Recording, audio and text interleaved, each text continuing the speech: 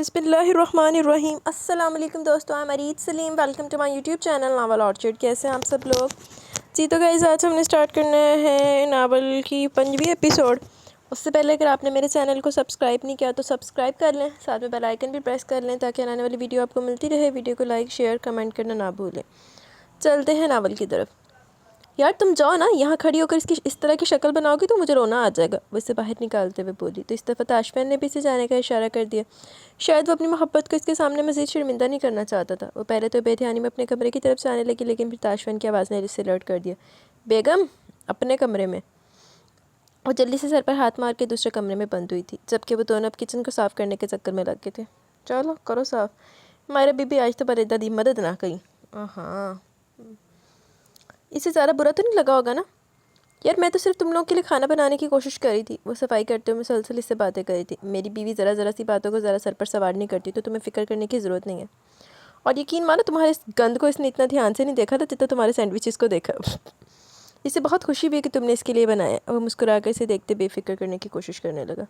अच्छा, मैं क्या सैंडविच भी शायद बहुत शानदार बने। ताशफिन, मेरे साथ बहुत बुरा होता है। जो चीज़ मैं नहीं करना चाहती वही मेरे साथ हो जाती है। अब देखो ना, सब कुछ उल्टा हो गया। मैं तो बस इसे खुश करना चाहती थी। वो भी परेशानी से बोली तो ताशफिन मुस्कुरा दी। तुम इतनी परेशान क्यों हो रही हो मायरा? ज़रा सी बात को खुद पर क्यों सवार कर रही हो? तुम इसे, अगर तुम्हारी बात बुरी लगती तो वो तुम्हें बता देती। वो दिल में बात रखने वाली लड़की नहीं है। यार मैं इससे दोस्ती करना चाहती हूँ। मैं चाहती जिस तरह तुम मेरे दोस्त हो वो भी मेरी दोस्त बन जाए। वो होंठ लटका कर बोलती, काफ़ी मासूम लग रही थी। नहीं, मैं तुम्हें अपनी बीवी की दोस्त नहीं बनने दूंगा। वो इसे घूरते हुए बोला। ओए होए, चलो। पॉसेसिवनेस जाग गई। हाँ, सब पता है मुझे। तुम दोनों आपस में दोस्ती कर लोगे, मुझे निकाल दोगे बाहर। तुम्हें पता है ना, मेरा तुम्हारे अलावा और कोई दोस्त नहीं। मैं तुम दोनों की दोस्त बनना चाहती हूँ और बनूंगी।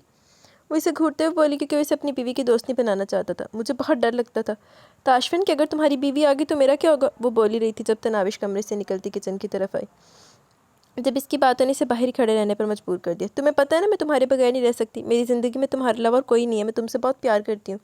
अगर तुम भी अपनी ज़िंदगी में मसरूफ़ होगे तो मेरा क्या होगा? वो बोलते हुए अचानक आंसू बहाने लगे। तो ताशफिन ने जल्दी से इसके आंसू साफ किए, जबकि वो बाहर खड़ी इनकी बातें सुन रही थी। पागल हो गई हो क्या? इतनी सी बात पर कोई रोता है क्या? मेरी शादी होगी, इसका ये मतलब नहीं कि तुम्हारा मेरे साथ कोई वास्ता नहीं रहा। मेरी बीवी हम दोनों के रिश्ते को बहुत अच्छे तरीके से समझती है।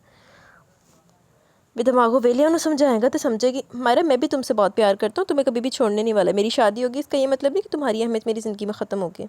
वो बहुत प्यार से इसे समझा रहा था, जबकि वही खामोशी से इन दोनों की बातों को सुन रही थी।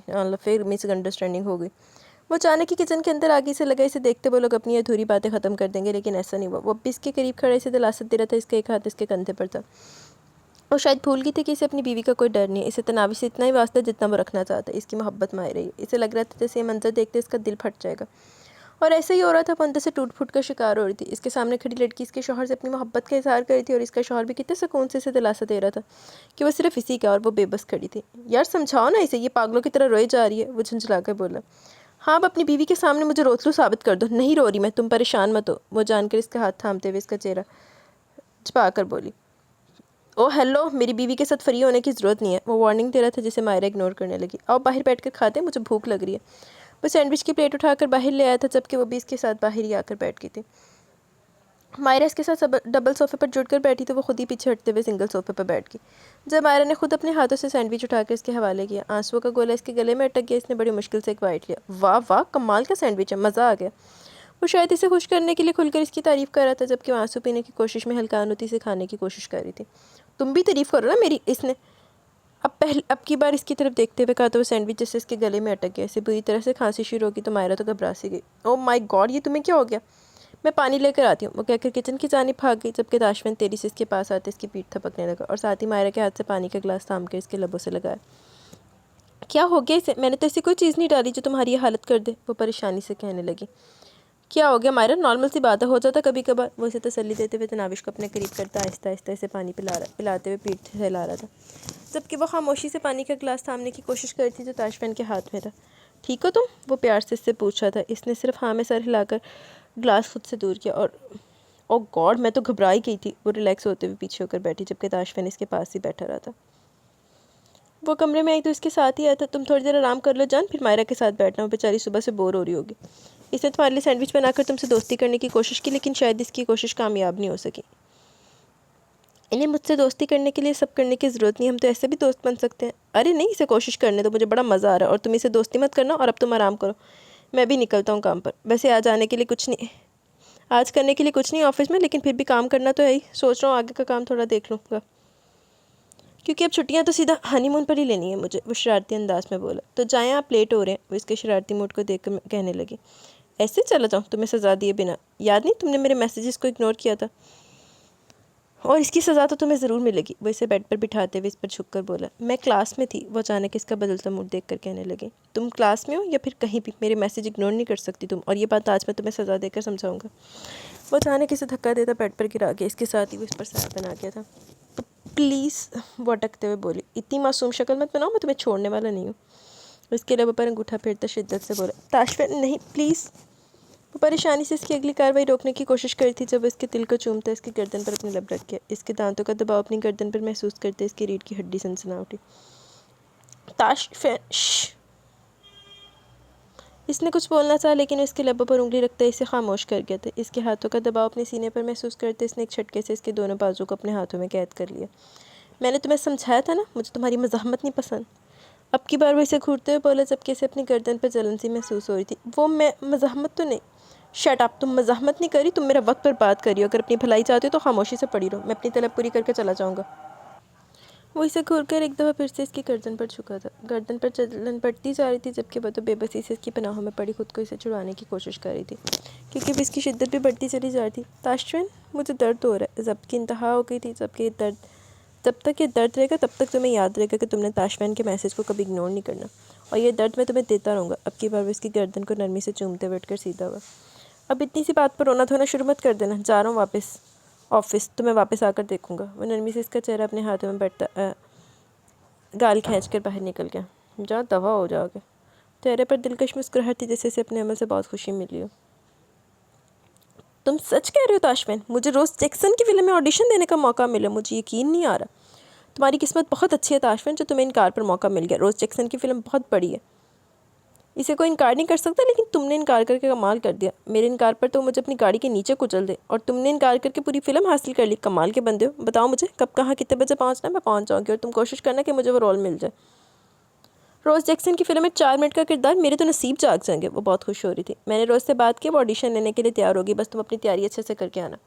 इसके सामने इतनी अच्छी एक्टिंग करना कि वो तुम्हें रख ही ले। हीरोइन की दोस्त का किरदार है, जो फिल्म में 2 से 3 मिनट रहेगी। अगर तुम्हें ये किरदार मिल गया ना, तो किसी न किसी की नज़र में तुम आ ही जाओगे। वो यकीन से बोल रहा था, जबकि इसकी सारी बातों पर मायरा को भी यकीन था।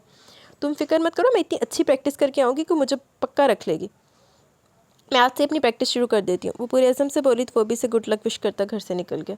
तेरी मेहरबानी इस कुड़ी नूं दस के करी हो, नहीं तो तू प्रैक्टिस दे विच ही ऐसे ऐसे डायलॉग बाजी करनी है कि ओन बीबी ने ना पहले ही हो जाना, होर गलत फहमियां दे पहाड़ खड़े कर लेने। इसने 2 दिन पहले रोज़ से बात की थी। रोज़ को फिल्म की कहानी में किरदार बिल्कुल बेमानी और फालतू सा लग रहा था, जिसका होना ही ना होना ज़रूरी नहीं था, लेकिन ताशफिन ने कहा यह किरदार फिल्म में होना चाहिए, और इसकी इतनी सी बात पर इसने कह दी कि जो तईश कहेगा वही होगा। ना, तईश ना हो गया। अब इस किरदार के लिए लड़कियां देख रही थी। जब इसने से मायरा के बारे में बताया, वो अपने ऑडिशन में बुरी तरह से फेल हो गई थी। इसे इसके हॉस्टल से निकाल दिया। अगर इस वक्त इसके पास कोई जॉब नहीं थी, और ना ही किसी और हॉस्टल में रहाइश लेने के लिए पैसे थे। वो मायरा के लिए कुछ करना चाहता था। अगर इस वक्त तनाविश यहाँ पर ना होती, तो शायद वो मायरा को अपने घर में भी नहीं रख सकता था। इसे अपने साथ साथ मायरा की इज्जत का भी ख्याल था। इसका बाप इसे पता नहीं हमारा याश और क्या क्या समझता था, और वो जानता था कि मायरा के बिना किसी रिश्ते के इसके साथ रहने से बुरी तरह से मुतासर कर सकता था। लेकिन तनाविश के यहाँ होने की वजह से मायरा को भी एक सहारा मिल गया। वो सुकून से इसके घर में रह सकती थी, और इसे यकीन था कि इसकी बीवी को इस बात पर कोई एतराज़ नहीं होगा। फिर वो ताशफिन की बेस्ट फ्रेंड थी, और जितना वो तनाविश को समझने लगा था, इसे यकीन था कि जल्दी तनाविश भी इसे समझ जाएगी। तो गंदे आंडे, ਉਹਨੂੰ ਤਾਂ ਸਾਰਾ कुछ, ਤੈਨੂੰ ਤਾਂ ਸਾਰਾ कुछ पता ਉਹਦੇ ਬਾਰੇ ਵਿੱਚ। ਉਹਨੂੰ ਤਾਂ मिसअंडरस्टैंडिंग ही लेके पिछू आई ना, जितनी देर तक क्लियर नहीं करेगा वो कितना समझेगी। ये आप क्या पढ़ रही हैं? वो कमरे से निकली तो वो सोफे पर बैठी कुछ पढ़ने में बल्कि रटने में मसरूफ़ थी।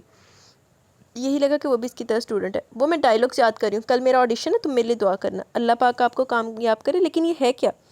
इसने फ़ौरन दुआ देते हुए पूछा। तुम समझ लो कि कल मेरा टेस्ट है, मुझे इसमें किसी भी तरह कामयाब होना है। इसने आसान लफ्ज़ों में से समझाया, क्योंकि ताशफिन ने कहा था कि वो इसे अपने काम से दूर रखना चाहता है। वो इसे फजूलियात में नहीं पढ़ने देना चाहता। वो अपनी प्रोफेशनल लाइफ को पर्सनल लाइफ से दूर रखना चाहता है। इसलिए इसने भी इसे गहराई में जाकर नहीं समझाया। अच्छा, कल आपका टेस्ट है, आपको ठीक से तैयारी करनी चाहिए। आप यहाँ बैठकर पढ़ाई करें, मैं आपके लिए दूध गर्म करके लाती हूँ। जब भी हमारे पेपर्स होते थे ना, ताई मी दूध गर्म करके देती थी। इससे सारा सबक बहुत अच्छे तरीके से याद होता है। वो कहकर बिना इसे कोई भी जवाब देने का मौका दिए किचन में चली गई, जबकि मायरा ये सोच रही थी कि अब इसको ये डायलॉग को याद करने के लिए पहले बच्चों की तरह दूध पीना होगा। ये लीजिए गर्मा गर्म दूध, इसे जल्दी से पी जाए, इससे ना आपका दिमाग खुल जाएगा और सब कुछ याद हो जाएगा। इसे देखे नहीं पिए। वो इसे दूध के गिलास को घूरते पाकर गिलास इसके लबों से लगा चुकी थी। मायरा ना चाहते हुए भी दूध पीने पर मजबूर होगी क्योंकि इस प्यारी सी लड़की का दिल नहीं तोड़ सकती थी। यार क्या करिए, तुम ठीक से करो ना, एक डायलॉग सीधा नहीं बोल रही हो। वो रोज़ तुम्हें ऑडिशन से पहले रिजेक्ट कर देगी अगर ये वाली शक्ल बनाकर तुम इसके सामने गई तो। वो जब से घर आया था मायरा के कमरे में से कल के ऑडिशन की तैयारी करवा रहा था। इसने रोज़ के सामने मायरा की बहुत ज़्यादा तारीफ़ की हुई थी और जिस अंदाज में मायरा नर्वस लग गई थी वो परेशान हो गया। यार मुझे बहुत डर लग रहा है। एक तो मैंने आज तक रोज़ जैक्सन को सिर्फ टीवी पर देखा, इसे आमने सामने देखने के लिए मैं पहले से इतनी परेशान हूँ और ऊपर से तुम भी मुझे डांट रहे हो। वो हाँसी हुई। डांट नहीं रहा, समझा रहा हूँ। चलो हम एक और कोशिश करते हैं। वैसे बच्चों की तरह पचकारते हुए कहने लगा तो वो भी हाँ में सर ला दिए, एक और कोशिश करने लगे। आज फिर वो कोशिश करी थी। तैयब और वारिक भाई का नंबर इसे ज़ुबान नहीं आता, लेकिन इतने दिनों से कोशिश के बावजूद भी इन दोनों को कॉल नहीं कर पा रही थी। जब से ताशफा ने इसे फ़ोन लेकर दिया था तब से मुसलसल इनके नंबरों पर रब्ता करने की कोशिश कर रही थी, लेकिन वो पिछले 3-4 दिन से अपनी कोशिश में नाकाम रही। क्या मसला इन लोगों को, फ़ोन क्यों नहीं लग रहा? वो किचन में खड़ी हांडी में चम्मच चलाते मुसलसल अपनी कोशिश जारी रखे हुए थी जब वो किचन में दाखिल हुआ। आज बहुत जल्दी घर वापस आ गया था। वजह मायरा को इसके ऑडिशन की तैयारी करवाना था क्योंकि चैलेंज बहुत टफ था। बहुत सारे लोग ऑडिशन में शामिल हो चुके थे जबकि वो चाहता था कि मायरा को ये रोल मिले। क्या करी है मेरी प्यारी बेगम साहिबा, उसके कंधे के पीछे से हांडी में झाँक रहा था जबकि इसे अपने इतने करीब महसूस करके एक लम्हे के लिए वह घबरा सी गई। कुछ नहीं, खाना बन गया, इसने आज धीमी करते हुए कहा जबकि इसके इतने पास आने पर इसकी सांसें अब भी तेज़ हो रही थी। हाँ बनाओ यार, बहुत भूख लगी हुई है। वो इसके कंधों को थाम इसकी पीठ अपने सीने से लगाता इसके हाथ से फ़ोन ले चुका था। ये किसका नंबर मिला रही थी तुम? कॉलिंग एरिया ओपन था लेकिन किसी को कॉल करने की कोशिश की जा रही थी। तैयब और वारिक भाई को इन दोनों का नंबर नहीं लग रहा, कॉल भी नहीं जा रही, मैं बहुत परेशान हूँ। वो परेशानी से बोली जबकि मोबाइल वहीं साइड पर रखता बेहद नरमी से इसके सर से दुपट्टा साइड करते कंधे से बाल हटाते एक साइड कर चुका था। इसकी आदत थी अपने घने लंबे बाल हमेशा बांध कर रखती थी और दुपट्टा हमेशा सर के ऊपर होता। शायद यही वजह थी कि वो अपने दुश्मन का दीदार नहीं कर पाता था। जानम, इन लोगों ने तुम्हारी शादी कर दी, अब इन लोगों से ज़्यादा तुम्हें अपने घर और शौहर पर ध्यान देना चाहिए। वो इसके गिर्द हिसार बनाता इसकी गर्दन को अपने लबों से छूने लगा। ताशफिन, मुझे लगता है मैं तैयब और वारिक भाई का नंबर गलत मिला रही हूँ, इसलिए नहीं लग रहा। आप मुझे अपने मोबाइल से तैयब का नंबर निकाल कर देना। इसकी गुर्बत में घबराते हुए ज़रा सा पीछे हट कर दोबारा अपने मतलब की बात पर आई थी। यार अगर वो तुम्हारा फ़ोन नहीं उठा रहे तो मतलब यही है कि वो लोग तुमसे बात नहीं करना चाहते। फजूल में इन लोगों की परेशानी में हल्कान होने से बेहतर है कि अपने घर पर ध्यान दो। अब हर वक्त वो लोग तुम्हारे फ़ोन के इंतज़ार में बैठे नहीं रहेंगे ना। मेरे ख्याल में वो तुम्हारे मामले में बेफिक्र हो चुके, वरना मुझे तो फ़ोन आता ना इनका, वो लोग मुझे भी फ़ोन नहीं करे। इसने बड़ी सफाई से झूठ बोला। हालांकि बाबा का फ़ोन तो इसे हर 2-3 घंटे के बाद आता रहता था। हाँ, लेकिन वारिक ने कभी इसे फ़ोन नहीं किया था। लेकिन इसके बावजूद भी इसके पास इस वारिक का नंबर था जिसने बड़ी सफाई से तनाविश का फ़ोन लिए थे इसके फ़ोन से ब्लॉक कर दिया था और साथ ही साथ इसके बेचारे तैयब भी ब्लॉक हो गए थे। ओए होए, असल मामला तो है नहीं जेड़ा फ़ोन नहीं लगता पाया। इसने दोनों नंबर सिर्फ इसके मोबाइल से नहीं बल्कि इसके नंबर से भी ब्लॉक करवाए थे ताकि इसे पता ही ना चल सके कि दोनों नंबर क्यों नहीं लग रहे। इसने इतनी सफाई से काम किया कि सामने वाला यही समझता कि वो दोनों नंबर ही गलत है। दूर फिटे मुँह वैसे ताशफैन साहब ताड़े थे, ऐसा कभी नहीं हो सकता। तैयब मेरे मामले में बिल्कुल बेफिक्र नहीं हो सकते, ज़रूर कोई बात होगी। आप अपने फ़ोन से फ़ोन करके पूछे तो सही, सब कुछ ठीक तो है। इसने इसकी तरफ देखते हुए परेशानी से कहा जबकि इसकी बातों से भुगताने लगा था। यार तुम्हारी ज़िंदगी में मेरी कोई वैल्यू है कि नहीं?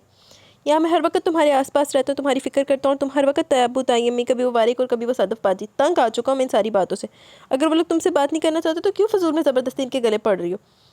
वो गुस्से से कहता किचन से निकलता दोबारा से मायरा के कमरे की तरफ चला गया जबकि इसने एक बेबसी भरी नज़र फ़ोन पर डाली। चाहे जो भी हो जाए, ऐसा मुमकिन ही नहीं था कि तैयब और वारिक भाई इसके मामले में बेफिक्र हो जाते। वो ताशफिन की नेचर को बहुत अच्छे तरीके से समझते थे। वो इतनी जल्दी से इसके हाल पर नहीं छोड़ सकते थे। कुछ तो गड़बड़ थी, कुछ तो हुआ था, वरना वो इससे रब्ता ज़रूर करते। इसने सोचते हुए एक बार फिर नंबर मिलाने की कोशिश की, लेकिन नंबर लगता तो कैसे? दोनों नंबर इसके फ़ोन से ब्लॉक थे और इन दोनों के अलावा इसे और कोई नंबर ज़ुबानी याद ही नहीं था। ताशफिन बेटा, एक बार मेरी तनाविश से बात करवा दो। वो अपने कमरे की तरफ आ रहा था जब इसका फ़ोन बजने लगा। अनजान नंबर से फ़ोन देखकर इसने फ़ौरन उठा लिया, लेकिन अब वो पछता रहा था। बेहतर तो पाकिस्तान का कोई भी नंबर अटेंड ही नहीं करता। वो आप लोगों से शायद बात नहीं करना चाहती। इसके पास अपना फ़ोन है, अगर वो आप लोगों से रब्ता रखना चाहे तो रख सकती है। इसलिए मैंने आपको ब्लॉक कर दिया था क्योंकि आप मुझे वक्त पे वक्त डिस्टर्ब कर रहे थे। और जिस दिन मैंने आपको ब्लॉक किया इस दिन मैंने इसे फ़ोन लेकर दिया था और साथ ही आप लोगों का नंबर भी इसके फ़ोन में सेव कर दिया था। शायद वो आप लोगों से बात करने में इंटरेस्टेड नहीं है। वैसे भी इसके टेस्ट होने वाले तो आजकल अपने टेस्ट की तैयारी में मसरूफ़ है, तो मेरा नहीं ख्याल कि आप लोगों को भी इसे डिस्टर्ब करना चाहिए। इसने कहकर फ़ोन बंद करना चाहा जब इनकी आवाज़ सुनाई दी। बेटा मेरी बात तो सुनो, मैं सिर्फ एक बार इससे बात करूँ फिर मैं तुम्हें कभी भी डिस्टर्ब नहीं करूँगा। वो भी बोल रहे थे जब तनाविश भीगे बालों में वॉशरूम से बाहर निकली। इसने अभी भी बात लिया था। तैयब का फ़ोन है? इसने इसे देखते पूछा तो एक उम्मीद थी, जबकि दूसरी तरफ वो इसकी आवाज़ सुन चुके थे। फ़ोन तो इसे ताशफिन, मुझे अभी और इसी वक्त इससे बात करनी है। इसे अपने कानों में गुस्से से भरी आवाज़ सुनाई दी। नहीं जान, रॉन्ग नंबर है, फजूल फ़ोन आते रहते। इसने इसकी तरफ देखते हुए जवाब दिया जबकि इसे अपने कानों में अब तक इनकी आवाज़ सुनाई दे रही थी। ताशफिन फ़ोन दो इसे, तुम झूठ क्यों बोल रहे हो? फ़ोन दो इसे, मुझे इससे बात करनी। तुम्हारा दिमाग ख़राब हो गया? तो मेरा रब्ता क्यों नहीं करवा रहे इससे? आखिर मसला क्या है तुम्हारे साथ? मुझे समझ में नहीं आ रहा, तुम मेरी बात क्यों नहीं करवा रहे हो? हफ्ते से ज़्यादा हो गया। इनकी आवाज़ पर वो आंखें घुमाते नहीं सुन रहा था जब वो बोली, पता नहीं तायबू का फ़ोन क्यों नहीं आ रहा, मैं तो अब इनसे बात नहीं करूँगी, इनसे खफा हो जाऊँगी, फिर कभी लेट नहीं होगा फ़ोन इनका। वो तो मुझे यहाँ भेज कर भूल ही गए। वो उदासी से बोली जा रही थी। जान, मैंने तुम्हें कहा ना, इन्हें तुम्हारी ज़रूरत नहीं है। अपने कानों में पड़ती इनके गुस्से से भरपूर आवाज़ को एंजॉय करते इसने मज़ीद तपाया, ताशफिन ये तुम ठीक नहीं कर रहे हो, तुम ऐसा नहीं कर सकते, तुम मेरी बेटी को मुझसे दूर नहीं कर सकते, बहुत पछताओगे अपनी इस गलती पर, याद रखना। वॉट एवर, इसने तंग आकर फ़ोन बंद कर दिया था। ताशफिन ने छितरा दी कमियाँ छितर पैण वाले ने। अब इसका ध्यान पूरी तरह से तनाविश पर हो गया था, जो शीशे के सामने खड़ी अपने लंबे खूबसूरत बालों को संवारने में मसरूफ़ थी। इसके इतने लंबे बाल थे, ये तो इसने कभी नोट ही नहीं किया, लेकिन अब वक्त आ गया था, वो आहिस्ता आहिस्ता से हर तरह से नोट कर रहा था। वो फ़ोन बेड पर उछालता, आहिस्ता आहिस्ता इसके करीब आते, पीछे से अपने हसार में लेता, इसके गालों पर अपने लब रख चुका था। डिम्पल्स वाली स्माइल दो, वो प्यार से इसका सर अपने सीने से लगाते हुए बोला। दोनों का सामने आईने में नुमाया हो तो दोनों को मुकम्मल बना रहा था। इसकी हाइट काफ़ी छोटी थी, जिसे वो बमुश्किल इसके सीने तक आती थी। वो ख़ुद भी तो बहुत छोटी थी, इसे तकरीबन 7 साढ़े 7 साल। आपने मना किया था ना, इसने सुबह वाला मैसेज याद करते हुए कहा। मैंने कब मना किया था तुम्हें स्माइल करने से? वो परेशानी से इसका चेहरा देखने लगा, जहाँ पर मासूमियत की इंतहा थी। आज सुबह मैसेज पर आपने कहा था ना, डिम्पल्स शो मत करो हर किसी को, इसने याद दिलाना चाहा। अब हर किसी में मैं शामिल नहीं होता, मैंने इसलिए कहा था कि तुम मेरे अलावा अपने डिम्पल्स की नुमाइश ना करो। मुझे देखकर तो कर सकती हो प्यारी सी मीठी सी स्माइल, बल्कि सिर्फ मुझे ही देखकर कर सकती हो, वो अपनी बात की दुरुस्ती करते हुए बोला, जबकि इसने अपने लबों को ज़रा सा फैलाकर इसकी फरमाइश पूरी की थी। बहुत नकली लग रही है, वो इसे घूर कर बोला। मुझे ज़बरदस्ती की हंसी नहीं आती, मुझे नहीं आ रही हंसी, मगर बल्कि मेरा रोने को दिल कर रहा है, वो मासूमियत से कहती है, आईने के सामने हटती बेड पर आ बैठी। क्यों मेरी जान, तुम्हारा रोने को दिल क्यों कर रहा है? तुम्हें कुछ चाहिए क्या? तुम्हें चॉकलेट खानी है, आइसक्रीम? मैं भी ला कर दूँ? वो दिल्ली से इसके साथ वहीं ज़मीन पर बैठते हुए इसका चेहरा अपने हाथों में भरे पूछने लगा। वो यहाँ इसके पास उदास थी, परेशान थी, बस इसे सुकून नहीं लेने दे रही थी। कौन सी बात थी जिसको रोने पर मजबूर कर रही थी? मुझे तैयबू की याद आ रही है, कितने दिनों से इनसे बात नहीं हुई। इसकी आंखों से मोटे मोटे आंसू गिरने लगे। लड़की, ये क्या बेवकूफ़ी, इतनी सी बात पर कोई रोता है क्या? वो परेशान हो गया और साथ साथ अभी से गुस्सा भी आ रहा था। मुझे तैयबू से बात करनी है, प्लीज़ आप मेरी बात करवाएं ना इनसे। वो इसके दोनों हाथ अपने हाथों में थामे हुए जा रही थी और यहाँ वो पिघल गया। जान, मेरी बात सुनो, मैंने भी इन्हें फ़ोन करने की कोशिश की, लेकिन इनका फ़ोन नहीं लग रहा। जिस तरह से तुम्हारा नहीं लग रहा, मैं कल अपने ऑफिस में जाकर इनका कोई और नंबर निकलवाऊंगा, क्योंकि जो नंबर यहाँ हमारे पास है वो तो लग नहीं रहा। तो हो सकता है मुझे कोई और नंबर मिल जाए जिससे हम इनसे रब्ता कर सके। तो इंशाल्लाह मैं कोई ना कोई इंतज़ाम कर दूँगा। अब तुम्हें सो जाना चाहिए, बहुत रात हो चुकी है। वो इस वक्त इसे इस टॉपिक से हटाना चाहता था। आप कैसे करेंगे रब्ता? वो अब्बी से देख रही थी, जबकि इसकी नज़रों से इसे घबराहट हो रही थी। वो कितना झूठ बोल सकता था इससे? वो सिर्फ इन लोगों को इसकी ज़िंदगी से दूर करना चाहता था। अगर वो ख़ुद अपनी ज़िंदगी में इन लोगों को कुछ नहीं समझता था, तो यही चाहता था कि इसकी बीवी भी इन लोगों से कोई ताल्लुक़ न रहे। लेकिन वो इनके साथ बहुत ज़्यादा अटैच थी। वो इतनी जल्दी इन सबको भुलाकर आगे नहीं बढ़ सकती थी। लेकिन ताशफिन अपने फैसले पर बरकरार था। वो इसे बेड पर लेटाते, इस पर कंबल सीधा करता, इसके साथ ही आकर लेट गया। वो तो कल ही पता चलेगा कि मैं इनसे रब्ता कर पाऊँगा या नहीं। मैं तुम्हें इस रिश्ते को समझने के लिए वक्त दिया, लेकिन अगर तुमने मज़ीद कुछ भी कहा तो मैं खुद की गारंटी नहीं देता कि अब खुद पर कंट्रोल कर पाऊंगा या नहीं। इसका सर अपने सीने पर रखते हुए इसके गिर्द अपनी बाहों का हसार बना गया, जबकि इसकी कुर्बत पर बेहाल होती। वो चाहकर भी मज़ीद इससे कोई सवाल नहीं कर पाई थी। ताशफिन की आंख कब लगी इसे अंदाज़ा नहीं हो सका। वो अपनी आंखें बंद की इसके सीने पर सर रखे इसके सोने का इंतज़ार कर रही थी। इसका एक हाथ इसकी कमर के गिर्द लिपटा हुआ था, जबकि दूसरा हाथ इसने इसके चेहरे पर रखकर इसे अपने सीने से लगाया हुआ था। वो कब से इसकी कुर्बत में बेहाल हो रही थी। वो मुसलसल इसके सोने का इंतज़ार करती, क्योंकि इसके जागने में इसे छेड़ने का मतलब था कि इसे एक बार फिर से कुछ भी करने का मौका देना, और वो ऐसा कोई मौका इसे देना नहीं चाहती थी। इसकी कुर्बत तो वैसे भी इसकी हालत बिगड़ जाती थी। यकीन करके वो सोच चुका है। इसने आहिस्ता से इसका हाथ अपने चेहरे से हटाना चाहा, जब अचानक इसने इसे बेड पर किसी तकिए की तरह मुंतकिल करते सारा वज़न इस पर डालकर इसे दोबारा से कैद कर लिया। वो बेबस रह गई। वो क्या सोच रही थी, यहाँ क्या हो गया? वो इसकी कैद से निकलना चाहती थी, लेकिन वो नींद की हालत में इसे और बुरे तरीके से खुद में कैद कर चुका था। अब अगर इसे जगाकर इसके हसार से निकलने की कोशिश करती हो, लेकिन शेर के मुंह में हाथ डालने वाली बात थी, जो वो करने का रिस्क नहीं ले सकती थी। अब इसे ये रात इसी तरह इसकी बाहों में गुजारनी थी। इसके पास और कोई चारा नहीं था। चल फिर सो गया मेरा पुत्र, तू भी उठ जाओ लड़की, फिर कहोगी मैंने जागते हुए भी तुम्हें नमाज के लिए नहीं जगाया। मैं कहता हूँ उठ जाओ, वरना मैं फिर अपने तरीके से जगाऊंगा। इसके फ़ोन पर 2 बार अज़ान हो चुकी थी। इसकी आंख इसके फ़ोन के अलार्म से खुली, लेकिन तनामिश की आंख नहीं खुल सकी। इसलिए वो इसे जगाने की कोशिश कर रहा था, लेकिन वो जागने का नाम ही नहीं ले रही थी। क्या हो गया इसे? आज ये उठ क्यों नहीं रही? तबीयत तो ठीक है इसकी? वो परेशानी से माथे के बाद इसके गाल और गर्दन को छूता इसे चेक करने लगा। आखिर इसे हुआ क्या था आज? एक तो इसका नाम इतना मुश्किल है, याद ही नहीं होता मुझे। वो इसका नाम याद करने की कोशिश में नाकाम होते फिर से जगाने लगा। वो रात को रोती रही थी, मुमकिन था रात को रोने की वजह से बुखार ही ना हो गया, लेकिन ऐसा कुछ भी नहीं था। वो ठीक थी। इत्मीनान करके वो एक बार फिर से इसे जगाने की कोशिश करने लगा। तुम उठ रही हो, मैं अपने तरीके से जगाऊँ? इसने फिर से इसके मोबाइल का अलार्म बंद करते हुए इसे जगाना चाहता। तुम ऐसे नहीं मानोगी मेरी नन्ही सी बेगम साहबा, ऐसे तो फिर ऐसे ही से। वो इसके लबों पर पूरी शिद्दत से झुकते हुए इसे दी हुई मोहलत ख़त्म कर चुका था। वो पूरी तरह से इसके होंठों को अपने होंठों में कैद किए इसे वापस दुनिया में लाने की कोशिश कर रहा था। वो जो न जाने अपनी ज़िंदगी के कौन से हसीन ख्वाब से जा रही थी, इसकी बढ़ती हुई शिद्दत पर घबरा कर आंखें खोल चुकी थी, लेकिन इसके बावजूद भी इसने अपने होंठ इसके होंठों से नहीं हटाए थे। और अब की बार इसने इसके सीने पर हाथ रखते से धक्का देना शुरू किया, लेकिन वो टस से मस नहीं हुआ। वो ना जाने कौन सी मदहोशी के कौन से रास्ते पर निकल चुका था, जो वापस आने का नाम ही नहीं ले रहा था। इसकी सांस रुकने लगी इसके शिद्दत भरे अंदाज पर, लेकिन इसे तो कोई होश ही नहीं था। इसे बस इसके होश ठिकाने लगाने थे। वो पूरी तरह से सांसों की कैद में अब इसके कंधे पर अपने नाजुक हाथों की बरसात करने लगी, लेकिन इसे कोई असर ही नहीं हो रहा था। वो तो पूरी तरह से अपने काम में मगन था। अपने कंधे पर इसके मासूम मुक्के खाकर वो काफ़ी महजूज हो रहा था, लेकिन अभी इसे छोड़ने का कोई इरादा नहीं रखता था। वो तो अपनी तलब मिटा रहा था, जैसे अगर ये नशा न मिला तो मर जाएगा। लेकिन वो जो सांसें रुकने से मर रही थी, इसका क्या क्या मसला तुम्हारे साथ? क्यों डिस्टर्ब करी हो मुझे? मैं इसके लबों का आज़ाद करते इसे घूरते बोला। मैं वो तनाविश इसके सवाल पर कुछ बोल नहीं पाई। मैं वो ये बस यही सब करना आता तुम्हें, जानता हूँ। अब फजूल में तंग मत करना मुझे, मैं अपनी मॉर्निंग गुड बनाना चाहता हूँ। वो हुक्म देता एक बार फिर से इसके सुरख लबों पर झुकने लगा, जो इसके बेरहमाना शिद्दत से सुरख हो चुके थे। इसके अंदाज पर घबरा के नहीं। वो इसके लबों पर अचानक हाथ रख गई। क्या नहीं? वो आंखें दिखाता गुस्से से बोला। मुझे नमाज़ पढ़नी है। इसने जल्दी से बहाना बनाया। हाँ तो मैं भी इसीलिए जगा रहा था कि मुझे तुम्हें किस करना था। सुबह सुबह उठकर घोड़े गधे बेच कर सोती हो तुम, इसीलिए मुझे करना पड़ा, वरना तुम्हारे लबों होंठों का टेस्ट कमाल का। इसे गुस्से से घूरता अचानक अपनी टोन बदलकर मुस्कुराते हुए इसके सुर्ख लबों पर अपना अंगूठा फेरने लगा। आप बहुत ही रोमांटिक इंसान हो डार्लिंग, मैं जानता हूँ, तुम्हें बताने की ज़रूरत नहीं। उठो जाओ जल्दी से वजू करके नमाज अदा करो। इसे आज़ाद करते हुए बोला तो अगले लम्हे बेड से उठकर इसे ज़रा फासला बना गए। आप पर भी नमाज इतनी फ़र्ज है जितनी मुझ पर, कभी आप भी पढ़ लिया करें। वो अंदर जाते जाते इसे कहने लगी। मतलब इस काम में भी तुम मेरा साथ चाहते हो? श्योर डार्लिंग, क्यों नहीं, आओ मिलकर नमाज़ पढ़ते हैं। वो अगले लम्हे उठकर खड़ा हुआ तो बेसाख्ता मुस्कुरा दी। वो कहाँ जानती थी बस इसके एक बारी कहने पर उठ जाएगा। तुम यहाँ वज़ू कर लो, मैं बाहर कर लेता हूँ। वो कहकर कमरे से बाहर निकल गया, जबकि अब तक हैरान थी। वो वज़ू करके बाहर आई तो वो भी सर पर टोपी रखे आ गया था। इसने ज़रा से फासले पर आगे की तरफ अपने लिए जानमाज़ बिछाई, जबकि वो इससे पीछे जानमाज़ बिछा कर नमाज अदा करने लगी। आज वो बहुत खुश थी। इसकी ख्वाहिश थी कि अपने शौहर की इमामत में नमाज अदा करे, और इसकी ख्वाहिश इतनी जल्दी यूँ बेसाख्ता पूरी हो जाएगी वो कहाँ जानती थी। लेकिन आज सुबह की शुरुआत बहुत अच्छी हुई थी। इसकी इमामत में नमाज अदा करते हुए इसने खुदा से बस एक दुआ मांगी थी कि इसके शौहर के दिल में इसके लिए मोहब्बत पैदा हो जाए, और इन दोनों के बीच मायरा निकल जाए। इसके दिल से मायरा की मोहब्बत ख़त्म होकर इसकी मोहब्बत पैदा हो जाए। वो जानती थी वो खुद कर्ज बन रही अपनी दुआ में, लेकिन ये इसका हक था। वो अपने शौहर के दिल में अपने लिए जगह मांगने का हक रखती थी।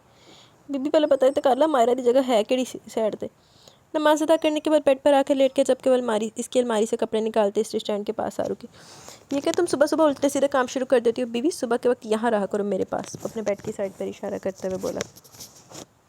मैं काम करी हूँ, कपड़े इस्त्री करूँगी, आपकी शर्ट भी इस्त्री नहीं की मैंने, अभी करूँगी। ये सारे काम आज से रात को ख़त्म कर देना। सुबह का वक्त मिलता है तुम्हारे साथ, वो तुम इन फजूल कामों में बर्बाद कर देती हो। वो बेड से उठते हुए इसके पास आता है, इसके गिर्द अपनी बाहों का हसार बनाते इसके कंधे पर अपनी थोड़ी रखते हुए बोले जी। इसकी कुर्बत में बड़ी मुश्किल से बोल पाई, क्योंकि अब आहिस्ता आहिस्ता इसका हसार तंग होता जा रहा था, जबकि इसका दुपट्टा भी इसे अलग करते हुए इसकी गर्दन के पिछले हिस्से को अपने पुरशिद्दत लमस से महका रहा था। मत करें प्लीज़ ताशफिन, मैं काम कर रही हूँ। इसने मज़ाहमत की। तो करो ना काम, मैंने कब तुम्हें मना किया? वो इसकी बातों का असर ले बिना बोला। आप करने नहीं दे रहे। इसके होंठों को अपनी गर्दन पर जा बजा महसूस करते हुए तड़प कर बोली। मैंने क्या तुम्हारे हाथ पकड़ रखे? इसके कान के करीब सरगोशी करता इसके कान की लो अपने दांतों में लेता इसे मज़ीद तंग कर रहा था। ताशफैन प्लीज़। इसका दिल सीने की दीवार तोड़कर बाहर आने को था, और ये जालिम शख्स इसे मज़ीद परेशान कर रहा था। क्या प्लीज़ प्यार करने देती नहीं और दुआ में मेरा प्यार मांगती हो? वो शरारती अंदाज में बोला तो इसे देखने लगी। आपको कैसे पता कि मैंने दुआओं में ये मांगा है? वो मुंह खोले पूछने लगी। वो सच में हैरत का शिकार थी। कहीं दुआ मांगते हुए ऊंची आवाज़ में तो नहीं मांग रही थी? अब इतना भी ना पता चलेगा मुझे? वो आंखों में चाहत लिए इसे देख रहा था। मैंने ये नहीं मांगा था। वो मुकर गई। हाँ ये तो मैं तुम्हारी पिछली लाइन से समझ गया था। खैर तुमने जो भी मांगो मिलूंगा तो मैं ही। वो कंधे झुकाकर बोला। मुझे काम करना है। वो नज़र झुकाकर बोली। हाँ भाई काम कर लो तुम्हारे ये फजूल काम कहीं भाग ना जाए, शौहर जाए भाड़ में। वो नाराज़गी से कहता इसके लबों पर शिद्दत से भरपूर बुस्सा देता वॉशरूम में घुस गया, जबकि वो तो इसकी नाराज़गी समझ नहीं पाई, पर नाराज़गी में भी इस तरह की हरकतें करता था। और अगर इसकी दुआ कबूल हो गई, इस शख्स को इससे प्यार हो गया तो वो तभी से इसकी गुर्बत का सोच सोच कर घबरा रही थी। काले पहले ही वादे चुकी हुई है मुख्तारा, प्यार हो चुके या हूँ की होना, हूँ बस रान मरीदी रिकॉर्ड टूटने ने आस्ता आस्ता। इसके वापस बाहर आने से पहले वो किचन में आकर नाश्ता तैयार करने लगी। मायरा भी जल्दी से आ गई और इसे किचन में आते देख वो इसके पास किचन में ही आ गई। मेरे लिए बहुत सारी दुआएं करना, मेरा टेस्ट बहुत अच्छा और मैं सब कुछ अच्छे से कर सकूं। वो सुबह से इसके कान खाए जा रही थी। वो तो कितनी दफ़ा इसके लिए दुआ कर चुकी थी। अल्लाह पाक आपको कामयाब करे, देखिएगा आपका टेस्ट बहुत अच्छा होगा। इसने उम्मीद दिलवाई। इसने मुस्कुराकर खुद को दिलासा दी कि सब कुछ अच्छा होगा। इंशाल्लाह इंशाल्लाह ऐसा ही होगा। तुमने सुबह नमाज़ पढ़ के मेरे लिए दुआ की? वो काफ़ी कन्फ्यूज़ और नर्वस लग रही थी। सॉरी, सुबह तो मैं भूल गई, मैं आपके लिए दुआ नहीं कर पाई। वो परेशानी से कहने लगी, उसका दिल रखने के लिए भी झूठ नहीं बोल पाई थी। क्या यार, फजर की नमाज़ पढ़कर जो भी दुआ मांगो कबूल होती है। तुम्हें मांगनी थी ना मेरे लिए दुआ। क्या, चलो कोई बात नहीं, तुम अच्छी बच्ची हो, तुम जब भी दुआ मांगो अल्लाह पाक कबूल कर लेंगे। तुम सारा दिन मेरे लिए वक्फे वक्फे से दुआएं करती रहना। वो जैसे एक बहुत अहम तरीन काम देकर जा रही थी, इसने फ़ौरन हाँ में सर लाया। थैंक यू सो मच यार, तुम बहुत अच्छी हो। वो इसके गाल चूमने वाली थी कि अचानक इसे बालों से पकड़ कर किसी ने पीछे कर लिया। ये क्या कर रही हो तुम? मेरी बीवी से दूर हो, खबरदार जो तुमने इसके साथ ऐसी कोई भी हरकत की। ओए होए, पजासे बिना किसी जाग गई। मैं तुम्हें अपनी बीवी के गालों को छूने ना दूँ, तुम चूमने वाली थी। ये मेरा हक है, सिर्फ मेरा। वो इसे गुस्से से घूरते बोले, जबकि बेचारी तो शर्मिंदा होकर रह गई। हाँ तो मर क्यों रहे हो? खा थोड़ी ना रही थी मैं इसके गालों को। तुम्हारा भरोसा भी नहीं, भूखी लूमड़ी। खा जाती तो खबरदार मेरी बीवी से तुम दूर हो, कम से कम 5 फुट दूर।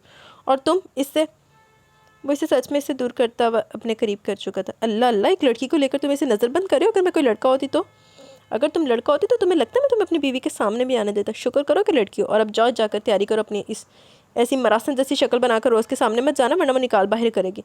इसने इसका ध्यान इसकी शक्ल की तरफ दिलवाया। इसने फ़ौरन अपने चेहरे को हाथ लगाया। मैं बहुत बुरी हालत में भी हूँ ना, तब भी तुम्हारे जैसी लग सकती। वो हिसाब में बात करती किचन से बाहर निकल के, जबकि तनाविश की हंसी रुकने का नाम नहीं ले रही थी। क्या मसला है तुम्हारे साथ? बहुत हंसी आ रही है तुम्हें? तुम्हारी हंसी तो मैं रोकता हूँ अभी। वो एक लम्हे में इसका बाजू पकड़ कर अपनी तरफ खींच चुका था। मैं कहाँ, वो कुछ बोल रही थी जब वो इसके लबों पर अपने लब रखता कुफर लगा गया, जबकि इसने बेसख्त इसकी शर्ट को अपनी मुट्ठी में दबोच लिया। कपड़े मत ख़राब करो, फिर घंटा लगा दोगे इस्त्री करने में। वो इसका हाथ अपनी शर्ट से हटाते बोला, नाश्ता। पता है तुम्हें नाश्ता बनाना है, सिर्फ एक किस्त ही तो ले रहा हूँ। मैंने कौन सा तुम्हारे हाथ पकड़ रखे हैं? वो इसके लबों को शिद्दत से चूमता पीछे हटते बोला, जल्दी करो, लेट हो रहे हैं। वो कहकर पीछे हटा। जी आप लोग लेट हो रहे हैं, मैं भूल गई थी कि आज वीकेंड की छुट्टी है। वो खुश होते हुए बोली, क्या आज तुम्हें छुट्टी है? तुमने मुझे पहले क्यों नहीं बताया? वो कहते हुए वापस इसके पास है। मुझे छुट्टी है, आपको नहीं, आप लोग अपने अपने काम पर जाएं। वो खुश होते हुए बोली, जबकि इसके बच्चे जैसे अंदाज पर मुस्कुराए। मज़ीद थोड़ी देर में मायरा भी तैयार होकर आके तनाविश नाश्ता लगाने लगी, और वो दोनों नाश्ता करके अपने काम के लिए निकले, जबकि वो आज घर की सफाइयों में जट गई। इसे हफ्ते इतवार 2 दिन की छुट्टी थी, और इसने इन 2 दिनों में बहुत सारे काम रखे हुए थे करने के लिए। छुट्टी भी सुकून ना नहीं गुजारनी, जाके लम्मी तान के सोइया आराम ना, जो उठेंगे देख लें काम। एडी सफ़र नफासत पसंद ना बन। भाई आप यहाँ, मुझे बहुत खुशी हो रही है आपसे मिलकर। वो तकरीबन भागते हुए इसके सीने से आ लगी थी। मुझे भी बहुत खुशी हो रही है तुमसे मिलकर, लेकिन मैं यहाँ अपनी बहन से मिलने आऊँ, आ लगा था, अपनी बहन से मिलने आऊँ, इसलिए मुझे बताओ तुम फ़ोन पर कौन सी लड़की का जिक्र कर रहे थे? वो इसे देखकर पूछने लगा, जबकि डैनी अब सीरियस हो गया। भाई इस लड़की का नाम मायरा, वो काफ़ी अर्से से ताशविन भाई के साथ है, बल्कि बचपन से। लेकिन अब वो सब कुछ गलत हो रहा है। भाई की शादी के बाद वो इनके साथ अक्सर पाई जाती है, और मेरे सुनने में आया कि कल वो भाई के साथ इनके घर चली गई थी, वहीं पर रह रही है। वो लड़की अभी इस वक्त भाई के घर पर मौजूद है। मुझे लगता है वो ताशविन भाई और तनाविश का रिश्ता ख़राब कर सकती है। नहीं, ऐसा कुछ नहीं होगा, तुम्हें फ़िक्र करने की ज़रूरत नहीं है। मैं जा रहा हूँ तनाविश से मिलने के लिए, और वो इस लड़की का भी इंतज़ाम करके जाऊँगा यहाँ से। वो कुछ सोचते हुए बोला, चलो जी, बारक साहब। भाई अब कब तक वापस जाओगे? मेरा मतलब है कुछ दिन रहोगे ना? इसने उम्मीद से पूछा। नहीं, मैं पाकिस्तान में सारा काम छोड़कर यहाँ आया हूँ, और असल में मैं एक मीटिंग के सिलसिले में आया था। मैंने सोचा कि अब आए तो तनाविश से भी मिलकर ही जाऊँ। आज एक बहुत अहम मीटिंग थी, और मुझे आज ही वापस जाना होगा। भाई कुछ दिन तो रुकते, आपको पता है बाबा भी आपसे मिलकर बहुत खुश होते। हाँ मैं जानता हूँ छोटे, लेकिन मजबूरी है, मुझे वापस जाना पड़ेगा। पाकिस्तान बहुत काम पड़ा है, तुम्हें पता है ना, बाबा ने अपनी सारी जिम्मेदारियाँ मेरे कंधों पर डाल दी हैं। लापरवाही नहीं कर सकता। वो समझाते हुए बोले। तो इस दफ़ा डैनी आगे से कुछ नहीं बोल पाया, जबकि वो डैनी को काम पर लगा, तब तनाविश से मिलने जा रहा था। डैनी ने सही मायरा की मुखबरी की थी। देखो मायरा ना की बनता। तुम तैयार हो ना? बहुत अच्छी तरह से ऑडिशन देना। सबसे पहले मैंने तुम्हारा ऑडिशन करवाया ताकि तुम्हें किसी तरह की कोई परेशानी ना हो। बहुत अच्छे से एक्ट करना जाकर। वो इसके पास बैठे से समझा रहा था, जब सामने से 2-3 लोग गुजर कर अंदर चले गए। ओ माय गॉड, ये तो बहुत बड़े डायरेक्टर प्रोड्यूसर्स हैं। तुमने मुझे क्यों नहीं बताया कि इतने लोगों में ऑडिशन में होने वाले हैं? वो हैरानगी से देखकर पूछने लगी। वो खुद भी हैरान लग रहा था। मैं खुद नहीं जानता था इस बारे में, वो कंधे उचका कर बोला। मुझे बहुत डर लग रहा था आशविन, वो अपने माथे से पसीना साफ करते हुए बोली। डरने या घबराने की कोई ज़रूरत नहीं है, सब कुछ बहुत अच्छे से होगा। तुम बस टेंशन मत लो, और आराम सुकून से जाकर अंदर से हो। मैं यहीं बैठा तुम्हारा इंतज़ार करो। वो इसे हौसला देते हुए बोला, तो सबसे पहला नाम इसी का है। वो अपने माथे से पसीना साफ करते अंदर जा रही थी, जबकि इसकी घबराहट में इजाफा हो रहा था। ताशविन वहीं बैठा बाहर ही इसका इंतज़ार कर रहा था। वो थोड़ी देर के बाद वापस आई तो इसके माथे पर वैसे पसीना था, जबकि चेहरा हद दर्जा सुर्ख हो चुका था। ताशविन को पूछने की जरूरत नहीं थी कि इसका ऑडिशन कैसा हुआ, इसकी शक्ल ही बताती वो सब कुछ बिगाड़ कर आई है। मैं सब कुछ भूल गई ताशविन, मुझसे एक लफ्ज़ भी नहीं बोला गया। वो वहीं बैठी फूट फूट कर रोने लगी, जबकि ताशविन सर पकड़ कर बैठ गया। मायरा क्या करके आई हो तुम? थोड़ा सा तो अक्ल से काम लेती। वो इंसान ही है, कोई आदमखोर थोड़ी है जो तुम्हें खा जाएंगे। इसे इस पर गुस्सा आने लगा। वो इतना बड़ा मौका गवा बैठी थी। ताशविन, तुम जिस लड़की को लेकर आए थे, देखा तुमने कितनी लो कॉन्फिडेंस है, ठीक से एक लफ्ज़ भी नहीं बोल सकी। तुम चाहते हो कि मैं इसे अपनी फ़िल्म में रख लूँ? वो जैसे अंदर दाखिल हुआ रोज़ने से देखते हुए कहा। इसके कहने पर इसने मायरा को ऑडिशन के लिए बुलाया था, लेकिन मायरा ने सारा काम ख़राब कर दिया। इसे कुछ भी ठीक से नहीं हो सका, बल्कि दूसरी लाइन पर अपने डायलॉग भूल चुकी थी। रोज़ वो बहुत ज़्यादा नर्वस थी। आपने इसकी हालत नहीं देखी, वो ब्रोने जैसी हो गई थी। इसे अंदाज़ा नहीं था कि ऑडिशन के लिए यहाँ इतने सारे लोग बैठे हैं, बस इसलिए वो नर्वस होगी। प्लीज़ इसे एक और मौका दें। वो इसकी मिन्नतें कर रहा था जबकि रोज़ बस इसे देखे जा रही थी। Are you sure? वो सिर्फ तुम्हारी दोस्ती है ना? इसकी मिन्नत भरे अंदाज ने रोज़ को तजस्सुस में डाल दिया। वो मेरी बेस्ट फ्रेंड है, इसने ज़िंदगी के हर कदम पर मेरा साथ दिया। बचपन से वो मेरे साथ है। मैं इस मोड़ पर यहाँ पहुँच कर इसे एक छोटा सा मौका ना दूँ तो इसको क्या फ़ायदा मेरी दोस्ती का इसे। वो बहुत टैलेंटेड है, बस भूल गई डायलॉग्स, नर्वस हो गई। इसे पता नहीं था यहाँ इतने सारे लोग होंगे। क्या आप मेरे लिए इसे एक मौका नहीं दे सकती? वो मिन्नत भरे अंदाज में बोला तो रोज़ मुस्कुरा दी। वो सिर्फ दोस्त है, इसलिए जाकर कहो इससे कि वापस आए तो रिलैक्स होकर हम इससे इसका एडिशन ले लेंगे, ओके? इसने पहली दफ़ा अपना असूल तोड़ा था। Thank you so much Rose, thank you so much. मैं भी इसे कहता हूँ। वो इसका शुक्रिया अदा करता वापस बाहर भागा जहाँ बाहर बैठी बहुत बुरी हालत में थी। मायरा रेडी हो जाओ, अपने डायलॉग दोबारा से याद करो, इस पर कोई गलती मत करना। रोज़ तुम्हें दूसरा मौका देने के लिए तैयार है। वो बाहर आते हुए से बताने लगा तो इसके चेहरे पर एक बार फिर से उम्मीद से आगे से लग रहा था अपना सब कुछ गंवा चुकी है। ज़िंदगी का सबसे बड़ा मौका इसने अपने हाथों से बर्बाद कर दिया। ताशफिन तुम सच कह रहे हो? क्या सच में मुझे मौका देगी? वो बेयकीनी की कैफियत में उठकर खड़ी होगी। तुम्हें लगता है मैं तुमसे इस तरह का झूठ बोलूँगा? अब जल्दी से तैयार हो जाओ, हमारे पास बिल्कुल टाइम नहीं है। वो कहकर अंदर जाने लगा जबकि साथ बैठी लड़की जो कब से इन्हें सुन रही थी इसके चेहरे पर तंजिया मुस्कुराहट आ गई। इसका ताल्लुक इंडिया से था और बहुत अच्छी मॉडल थी। यहाँ वो इस फिल्म के ऑडिशन के लिए इंडिया से फिल्म की ऑफर ठुकरा कर आई थी। वाओ, मतलब यहाँ भी ये सब कुछ चलता है? इसने तंजिया अंदाज में लेकिन इंग्लिश ज़ुबान में कहा। मायरा हैरान से इसे देखने लगी। इसकी नज़रें बहुत कुछ बयान कर रही थी। मुझे यकीन नहीं आ रहा कि एक असिस्टेंट डायरेक्टर जिसका चक्कर शायद अपनी डायरेक्टर के साथ भी चल रहा है। अरे वो जो यहाँ तुम्हारे पास टाइम पास करो, तुम्हें यहाँ रोल भी दिलवा रहा है। तुम्हें पता है अंदर बैठी इस औरत को अगर पता चलती है कि इसका बॉयफ्रेंड तुम्हारे साथ भी चक्कर चला रहा है तो तुम्हारा क्या हाल करेगी? क्या वो लड़का रोज़ का बॉयफ्रेंड है? सामने बैठी अंग्रेज़ लड़की ने हैरत का मुजाहरा किया। हाँ तो तुम्हें क्या लगता है ऐसे बैठे बैठे किसी को भी अपनी फिल्म की असिस्टेंट डायरेक्टर रख लेगी और इसके कहने पर ऐसे लोगों का ऑडिशन के लिए बुलाएगी जिनका ताल्लुक किसी भी बड़े डायरेक्टर या प्रोड्यूसर से नहीं है?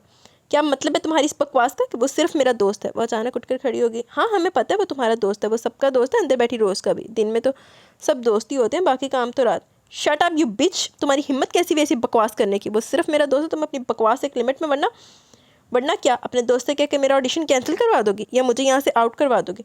तुम्हें सच में लगता है हम सब यहाँ बेवकूफ़ बैठे हैं? वो सिर्फ तुम्हारा दोस्त है जो तुम्हारे लिए अंदर जाकर रोज़ की इतनी मेहनत करे। इतने बेवकूफ़ बैठे हैं यहाँ पर हम जिन्हें कुछ नज़र नहीं आ रहा। और तुम दोस्त हो तो इसकी दोस्ती को यूज़ क्यों कर रही हो? दोस्ती के नाम पर इसे यूज़ करना कहाँ की दोस्ती है? इसे एक पोजीशन मिली तो इसे अकेले एंजॉय करने दो ना। तुम क्यों बीच में इसकी कामयाबी की दीवार बन रही हो अपनी फजूल एक्टिंग से? तुम किसे फोर्स करिए फिल्म में किरदार के लिए? इसे इसकी कामयाबी अकेले जीने दो ना। कैसी दोस्त हो? तुम्हें शर्म नहीं आ रही अपनी दोस्ती को यूज़ करते हुए? बेचारा तुम्हारे चक्कर में रोज़ की मिन्नतें कर रहा है। कैसी खुदगर्ज दोस्त हो तुम। कल शायद इस दोस्ती के नाते तुम इसके घर में जाकर रहना शुरू कर दोगे या फिर तुम्हारा दोस्ती का वो वाला सिस्टम है जितना हो सके फ़ायदा उठा लो। वो बोले जा रही थी जब अचानक मायरा अपना बैग उठा दी वहाँ से बाहर निकल गई जबकि वो लड़की सर छटक कर इसे जाते हुए देखती रही। मायरा कहाँ हो तुम? मैं पागलों की तरह यहाँ तुम्हें ढूंढ रहा हूँ। तुम्हारी बारी आ गई, अंदर वो सब लोग तुम्हारा वेट कर रहे हो यार, जल्दी से आ जाओ। मैं नहीं आ रही ताशफिन, तुम मना कर दो, मुझे बहुत ज़रूरी काम याद आ गया, मैं वहाँ जा रही हूँ। और हाँ मैं कोशिश करूँगी मुझे मेरे बलबूते पे कोई अच्छा रोल मिल जाए। तो और फिर मुँह मायरा थे। अल्लाह पाक तुम्हें कामयाब करे, तुम अपनी कामयाबी को एंजॉय करो। मेरी फिक्र करने की ज़रूरत नहीं है, मैं एक दिन किसी न किसी मुकाम पर पहुँच जाऊँगी। जहाँ जा रही हूँ वहाँ पहुँच कर तुम्हें फ़ोन करूँगी। मेरी फिक्र करने की ज़रूरत नहीं है, मेरी दुआएँ हमेशा तुम्हारे साथ रहेंगी। इसने कहकर फ़ोन बंद कर दिया जबकि वो हेलो हेलो करता रह गया। वो क्यों चली गई? कितनी मुश्किल से इसने इसके लिए चांस मांगा था, इतनी आसानी से वो छोड़ कर चली गई। क्या वजह थी इसके जाने की वो समझ नहीं पाया, लेकिन वहाँ इन लड़कियों के चेहरे की मुस्कुराहट देखकर बहुत कुछ समझ गया था। अरे आप वापस आ गई, कैसा हुआ आपका टेस्ट? मायरा जैसे घर में दाखिल हुई इसने सबसे पहला सवाल इससे यही पूछा था जबकि बिना कुछ भी बोले कमरे में अपना सामान पैक करने लगी। क्या हुआ, आप कहीं जाने की तैयारी कर रही हैं? क्या मैं कुछ मदद करवाऊँ? वो इसे जल्दी जल्दी सामान पैक करते देखकर पूछने लगी, लेकिन वो तो कुछ ज़्यादा सीरियस लग रही थी, बल्कि उदास लग रही थी। तनाशु मेरी बात सुनो, आई लव यू जानू, मैं तुमसे बहुत प्यार करती हूँ, मैं जल्दी वापस आऊँगी। तुम हमेशा ताशफिन के साथ खुश रहना, इसे खुश रखना, तुम दोनों एक दूसरे के लिए बने हो। एक दूसरे से प्यार करना, इसे तुम्हारी ज़रूरत है। बहुत वक्त से अकेला है, बल्कि हमेशा से अकेला रहा। इसका बहुत ख्याल रखना, तुमसे ज़्यादा बेहतर इसे कोई नहीं समझ सकता। वो मुझ पर गुस्सा होगा लेकिन तुम संभाल लेना। मैं जा रही हूँ, अब से ताशफिन को संभालना तुम्हारा काम है। तुम इसके साथ खुश रहना हमेशा और इस पर यकीन करना। अगर मैं कुछ बन पाई तो ज़रूर वापस आऊँगी, अगर नहीं बन पाई तो भी आ जाऊँगी, क्योंकि इसके बिना मैं गुजारा नहीं है मेरा भी। चलो अब मैं चलती हूँ, वो कहकर बाहर जाने लगी, लेकिन जाते हुए इसकी आंखों में आंसू थे। तनाविश इसके पीछे पीछे आरती से रोकने के लिए वो अचानक क्यों जा रही थी, इसे कुछ भी समझ नहीं आ रहा था। जब अचानक इसने दरवाज़ा बंद किया, दरवाज़ा अचानक बंद होने की वजह से वो दरवाजे से टकराई, लेकिन मायरा महसूस किए बिना वहाँ से निकलती चली गई। लिफ्ट में दाखिल होते से बहुत ज़्यादा रोना आ रहा था। वो मतलब ही नहीं थी, वो अच्छी दोस्ती अपनी दोस्ती को अपने मतलब के लिए इस्तेमाल नहीं कर सकती थी। जा बीबी दूजियां दी गल्लां च आके ना। वो तेज़ी से लिफ्ट से निकलते हुए आगे बढ़ रही थी जब सामने से आते आदमी से इसका ज़ोरदार तसादम हुआ। अंधे हो क्या, देखकर नहीं चल सकते? हम गुस्से की हालत में से जानबूझकर उर्दू में कहा ताकि सामने खड़ा गोरा इसकी बात को ना समझ सके, लेकिन इसे देखते मायरा का एहसास हुआ इसने गलत जगह गलत लाइन बोली है। मेरे ख्याल में ये अल्फाज मेरे होने चाहिए। इसने गुस्से से घूरते हुए इसी के अंदाज में जवाब दिया, जबकि मायरा तो एक लम्हे के लिए इसे देख कर रह गई। इतनी बड़ी मूछें, कहीं के गुंडे लगते हो, वो दिल में कहना चाहती थी, लेकिन गुस्से में अपने दिल की बातें शायद दिल में भी नहीं बोल पाई थी। खुद को क्या एंजेलिना जोली समझ लिया, वो हिसाब में बात करने वाले अंदाज में बोला। जाओ यार अपना काम करो, पता नहीं कहाँ कहाँ से आ जाते हैं मुँह लगने, वो तंग आकर बोली। 3 फीट की दूरी से मुँह कौन लगता है मैडम? खैर समझ सकता हूँ, तुम्हारे कपड़ों से अंदाज़ा हो रहा है कि तुम मेरे मुँह लगने की ख्वाहिशमंद हो, लेकिन मेरे पास भी छुट्टा नहीं है, और तुम जैसे पर मैं अपनी हलाल कमाई बर्बाद नहीं करता। सो मैं तुम्हारी ये 3rd क्लास ख्वाहिश पूरी नहीं कर सकता, क्योंकि मैं तुम जैसे को मुँह लगना पसंद नहीं करता। अब शक्ल गायब करो, बल्कि मैं ही चला जाता हूँ। दौर फिटे मुँह केड़ा। वो लम्हे में इसे अच्छा खासा जलील कर गया, वैसे इसके कपड़ों से जज कर गया था। वो इसे क्या समझ रहा था, इसे समझने में ज़्यादा वक्त नहीं लगा। वो मुझे कॉल कर समझ रहा था। वो बेयकीनी से इस लिफ्ट को देख रही थी, जहाँ से वो भी अंदर दाखिल हो रहा था। वो अभी भी दरवाज़ा बंद करके आई थी। इसके सर पर हल्की सी चोट लगी। पता नहीं मायरा कहाँ गई, अचानक से क्या हुआ था, वो जो घर छोड़कर चली गई। और ताशफिन कहाँ था? क्या वो जानता था कि मायरा घर छोड़ गई है? वो परेशान सी अपने सर पर हाथ रखे रूम में जाने लगी, जब फिर से दरवाजे पर दस्तक हुई। शायद वो आ गया था। वो वैसे भी से फ़ोन करने वाली थी। वो जल्दी से दरवाजे की तरफ आई, लेकिन सामने ताशफिन की जगह वारिक को देख कर हैरान रह गई। वारिक भाई, वो खुशी से चहकी, जबकि वो मुस्कुराकर इसके सर पर हाथ रखता अंदर दाखिल हुआ। कैसी है मेरी गुड़िया, और ये चोट कैसे लगी? वो परेशानी से इसके सर पर लगी चोट देखने लगा। अरे कुछ नहीं, बस पैर फिसल गया था। आप अंदर आए ना प्लीज़, दरवाजे पे क्यों रुक गए? वो इसके आने से बहुत खुश हो गई थी, जबकि वो जो इससे मिलकर वापस जाना चाहता था अंदर आ गया। मैं चाय बनाती हूँ। रुक जाओ गुड़िया, मैं ज़्यादा देर नहीं रुकूंगा, मुझे जाना है, अभी 1 घंटे में मेरी मीटिंग है, सिर्फ तुम्हें देखने हैं। तुम बताओ खुश हो ना? और ताशफिन ठीक है ना तुम्हारे साथ? वो तुम्हें परेशान तो नहीं करता ना? अगर तुम घर पर फ़ोन क्यों नहीं करी? बाबा बहुत परेशान है तुम्हें लेकर, वो इसे देखते हुए बोला। वो परेशान नहीं है वारिक भाई, अगर वो परेशान होते तो फ़ोन करते ना। मैं कितने दिन से इनसे बात करना चाहती हूँ, इनका नंबर लगता है ना आपका। देखिए रोज़ कितनी बार फ़ोन करती हूँ आपको। वो अपना फ़ोन इसको दिखा दी, बोली, जिसे इसने फ़ौरन थाम लिया। गुड़िया नंबर तो यही है, लेकिन तुम्हारी कोई कॉल नहीं आई हमें, और तुम ताशफिन के फ़ोन से बात कर सकती हो ना। खैर छोड़ो, तुम फ़ोन को सर पर कुछ लगाओ। वो इसकी खून की लकीर देख परेशान हुआ था। 1 मिनट में आई, वो कहकर भागकर बेडरूम में गई, जबकि इसका फ़ोन चेक कर रहा था। कल रात बाबा ने इसे बताया कि ताशफिन ने इनके नंबर ब्लॉक कर दिए। यकीनन ये काम भी इसी का था। वो फ़ोन वापस रखता है इसका इंतज़ार करने लगा। ये मायरा कौन है तनाविश? वो इसके बार बार मना करने के बावजूद भी इसके लिए चाय बनाने लगी, तो वो भी इसके साथ किचन में आ गया। आपको किसने बताया मायरा के बारे में? इसके सवाल ने इसे परेशान कर दिया। शुरू में तो ताशफिया ने बाबा को बताया था, और अब मेरे सुनने में कभी यहाँ इस घर में रहती है। वो इसे देखते हुए बोला, तो तनाविश भी समझ गई वो किसी भी बात से अनजान नहीं, तो छुपाने का कोई फ़ायदा नहीं था। जी वो यहीं पर रही थी, लेकिन आज पता नहीं क्या वो कहीं चली गई। वो काफ़ी परेशान थी, मैंने पूछा भी, लेकिन ताशफिन से इसका क्या ताल्लुक है? कि अब भी ताशफिन के साथ इसका वही ताल्लुक है जो तुम्हारे होने से पहले था। इसका अंदाज़ संजीता था, जबकि बहुत कोशिश के बावजूद भी अपने आंसू को छुपा नहीं पाए। ताशफिन बहुत अच्छे हैं भाई, मुझे किसी चीज़ की कमी नहीं होने देते। वो मेरी हर ज़रूरत का ख्याल रखते हैं, मुझे अपने साथ बाहर लेकर जाते हैं, मुझे शॉपिंग भी करवाते हैं, और मुझे कॉलेज में दाखिला भी दिलाया, यहाँ तक कि अपना फ़ोन भी लेकर दिया। लेकिन वो इनकी मोहब्बत है। इसकी आवाज़ जैसे खाई से। चाय बन गई? वो कप उठाकर लबों से लगा गया। बहुत गर्म, वो बोल ही रही थी कि वो कप से सिप लेता वापस रख गया। मैं कोशिश करूँगा जल्द आने की, अपना ख्याल रखना मेरा बच्चा। वो इसके सर पर हाथ रखता बाहर निकल गया, जबकि वो अरे अरे करती रह गई। भाई शाम तक मैं इस लड़की के बारे में कैसे पता करके बताऊंगा? शाम को तो आपको वापस जाना है। मुझे तो ये भी नहीं पता किस वक्त वो कहाँ और कैसे मिलेगी, डैनी परेशानी से कहने लगा। मुझे नहीं पता दानिया, वो तुम्हें कहाँ से मिलेगी और तुम कैसे इसके बारे में पता कराओगे? बस मुझे इसके बारे में सारी इन्फॉर्मेशन चाहिए, वो भी 5 बजे से पहले पहले। इसकी वजह से हमारी मासूम बहन अपनी ज़िंदगी ठीक से जी नहीं पा रही। तुम क्या चाहते हो कि ये सारी लड़की सारी ज़िंदगी सौतन बनकर हमारी बहन के सर पर सवार है? तुमने नहीं देखी, लेकिन मैंने देखी इसकी हालत। इसकी आंखों में आंसू, वो रो रही थी इस लड़की की वजह से। तुम क्या चाहते हो हमारी बहन सारी ज़िंदगी रोती रहे? मुझे यकीन है जो ताशफिन के घर पर इसकी बीवी के होते हुए आकर रह रही है, वो लड़की किसी भी हद तक जा सकती है। हो सकता है वो कल ताशफिन को मजबूर कर दे खुद से शादी पर। हम कुछ नहीं कर पाएंगे दानियल, याद रखना। वो बहुत आगे तक सोच चुका था। एड्डा भी बंदा तो मांगना वर्किंग च बिचले आवे। नहीं भाई, अल्लाह ना करे, आप कैसी बातें करें? मैं शाम 5 बजे से पहले पहले इस मायरा की सारी इन्फॉर्मेशन निकाल कर आपको दूंगा, वो जज्बाती होते हुए बोला। फिर ठीक है, तुम शाम तक इस लड़की के बारे में पता करो, तब तक मैं अपनी मीटिंग ख़त्म कर लेता हूँ, फिर इस लड़की को ठिकाने लगाते हैं। वो कुछ सोचते हुए बोला। लेकिन भाई हम इस लड़की के साथ क्या करेंगे? करेंगे क्या? मेरा मतलब है हम इस लड़की को एक अच्छी ऑफ़र देंगे ताशफिन की ज़िंदगी से निकलने के लिए। तुम नहीं जानते लड़कियों को चंद पैसों के लिए किसी भी हद तक जा सकती है। हम इसे एक अच्छी अमाउंट देंगे ताकि अपने आप हमारे भाई की ज़िंदगी से दफ़ा हो जाए। ग्रेट भाई, मुझे यकीन है वो लड़की पैसे के लिए कुछ भी करेगी। मैं इसके बारे में पता करवाता हूँ, आप तब तक सुकून से अपनी मीटिंग अटेंड कर लें। वो बस इतना कहकर अपनी बाइक को किक मारता वहाँ से निकल चुका था, जबकि इसने बाबा को फ़ोन लगाया यहाँ के हालात बताने के लिए। वो तनाविश को फ़ोन से समझ चुका था कि ताशफिन ने क्या किया, लेकिन इसने तनाविश को नहीं बताया, क्योंकि वह इसे ताशफिन से बदजन नहीं करना चाहता था। तनाविश का कहना था कि ताशफिन इसके साथ बहुत अच्छा है, मतलब सिर्फ मायरा को अगर इनकी ज़िंदगी से निकाल दिया जाए तो इनकी ज़िंदगी खुशगवार हो सकती है, और वैसे ही करने जा रहा था। कितना कड्डोगे जी मायरा नू। वो लोकल ट्रेन पर सवार दूसरे शहर जाने वाली थी। 2 दिन के बाद एक मॉर्निंग शो के सिलसिले में एक बार फिर से ऑडिशन होने वाले थे। इसका इरादा वहाँ जाकर ऑडिशन देने का था। इस वक्त इसका सारा सामान इसके पास ही पड़ा हुआ था। जहन पर बहुत सारी सोचा सवार थी। वो क्या करके आई थी, वो जो भी था जैसा भी था, लोग कुछ भी कहें, लेकिन ताशफिन, इसका रिश्ता तो ख़राब नहीं हो सकता था, इसे ताशफिन को नाराज़ करके नहीं आना चाहिए था। वो कितना कुछ कर रहा था इसके लिए, वो कितनी आसानी से हर चीज़ छोड़कर आ गई। वो बहुत गलत करके आई थी, इसे ताशफिन को अपने एतमाद में लेना चाहिए था। अगर वो खुद अपने बलबूते पर कुछ करना भी चाहती थी तो भी वो ताशफिन को छोड़कर क्यों आई थी? वो इसका दोस्त था, इसका साथी से समझता था।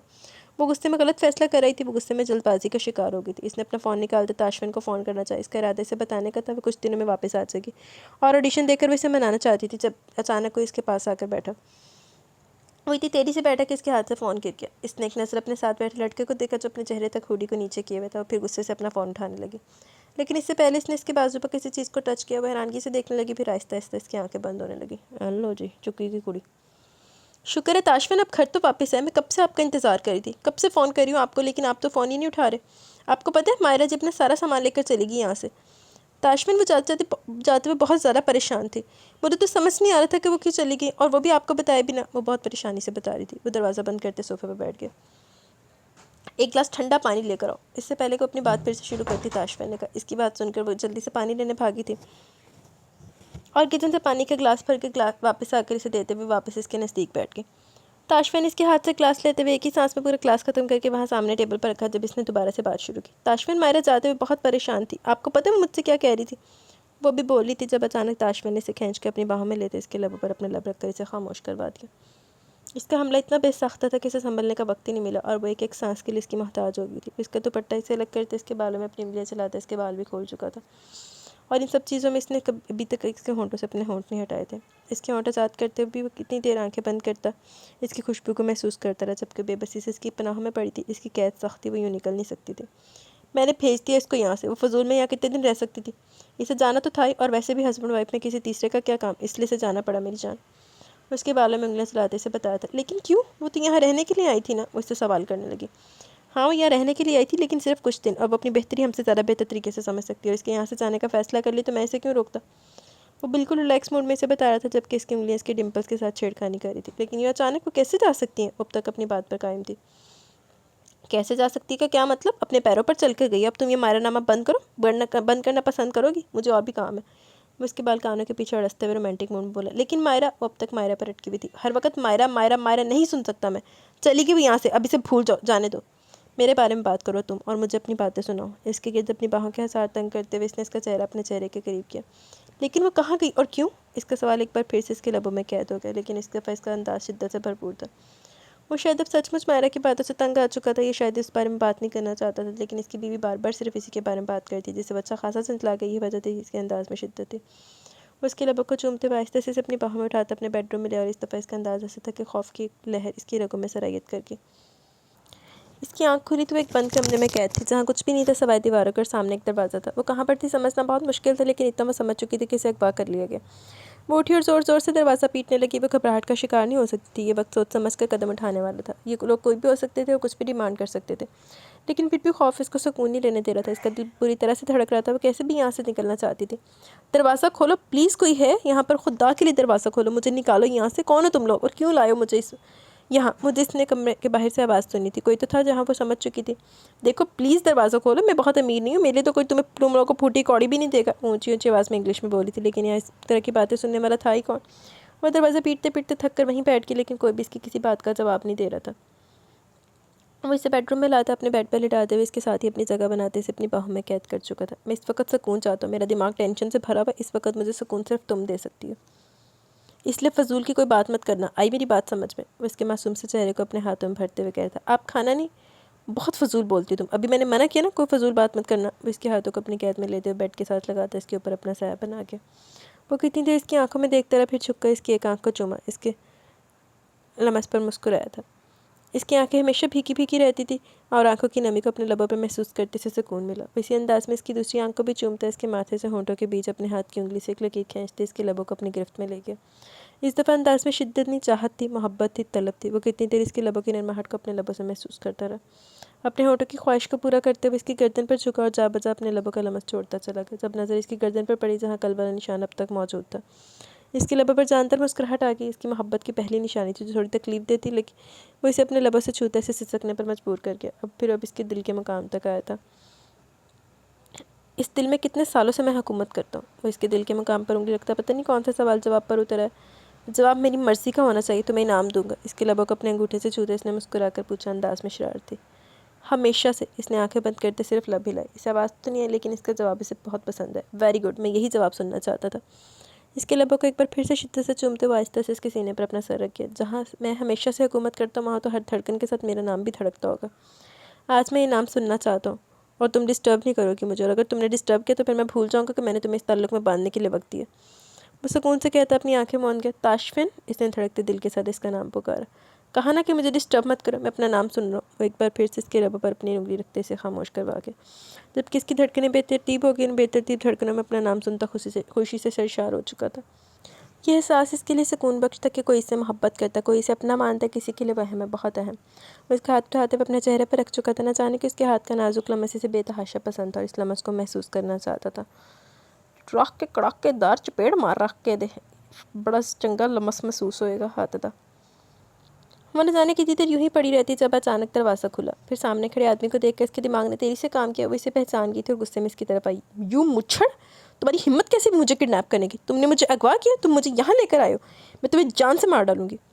वो इसने नोचने को इसकी तरफ आई लेकिन इसका हाथ पकड़कर जोर से पीछे की तरफ छट चुका था कि वह दीवार के साथ जा लगी। अपनी हद में रहो लड़की, अब मैं इनमें से नहीं हूँ जिनके साथ अपना वक्त रंगीन करती हो तुम, या जो तुम्हारे साथ अपने वक्त को खुशगवार बना दे। वही सुलगती हुई बातें जो सुबह इसके मुंह से सुनी थी। बकवास बंद करो, ऐसी बातें करने में भी तुम्हारी औकात बता सकती हूँ, लेकिन वो क्या है ना कि मेरे माँ बाप ने मेरी परवरिश इतनी घटिया नहीं की। चटाख।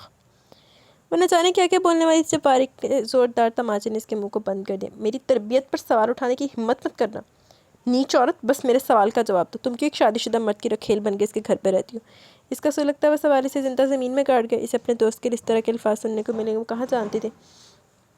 कल तक इनका अफेयर इन दोनों के लिए एक मजाक था, लेकिन आज इसके मुंह पर थप्पड़ की जरूरत लग रहा था। कौन हो तुम? इसने अपने चेहरे पर हाथ रखते इससे पूछा। वारिक इफ्राहिम, ताशफैन इब्राहिम का बड़ा भाई। अब मैं तुम्हें मजीद कुछ नहीं बताना चाहता। अपनी कीमत बताओ, क्या कीमत है तुम्हारी मेरे भाई की ज़िंदगी से दफ़ा होने की?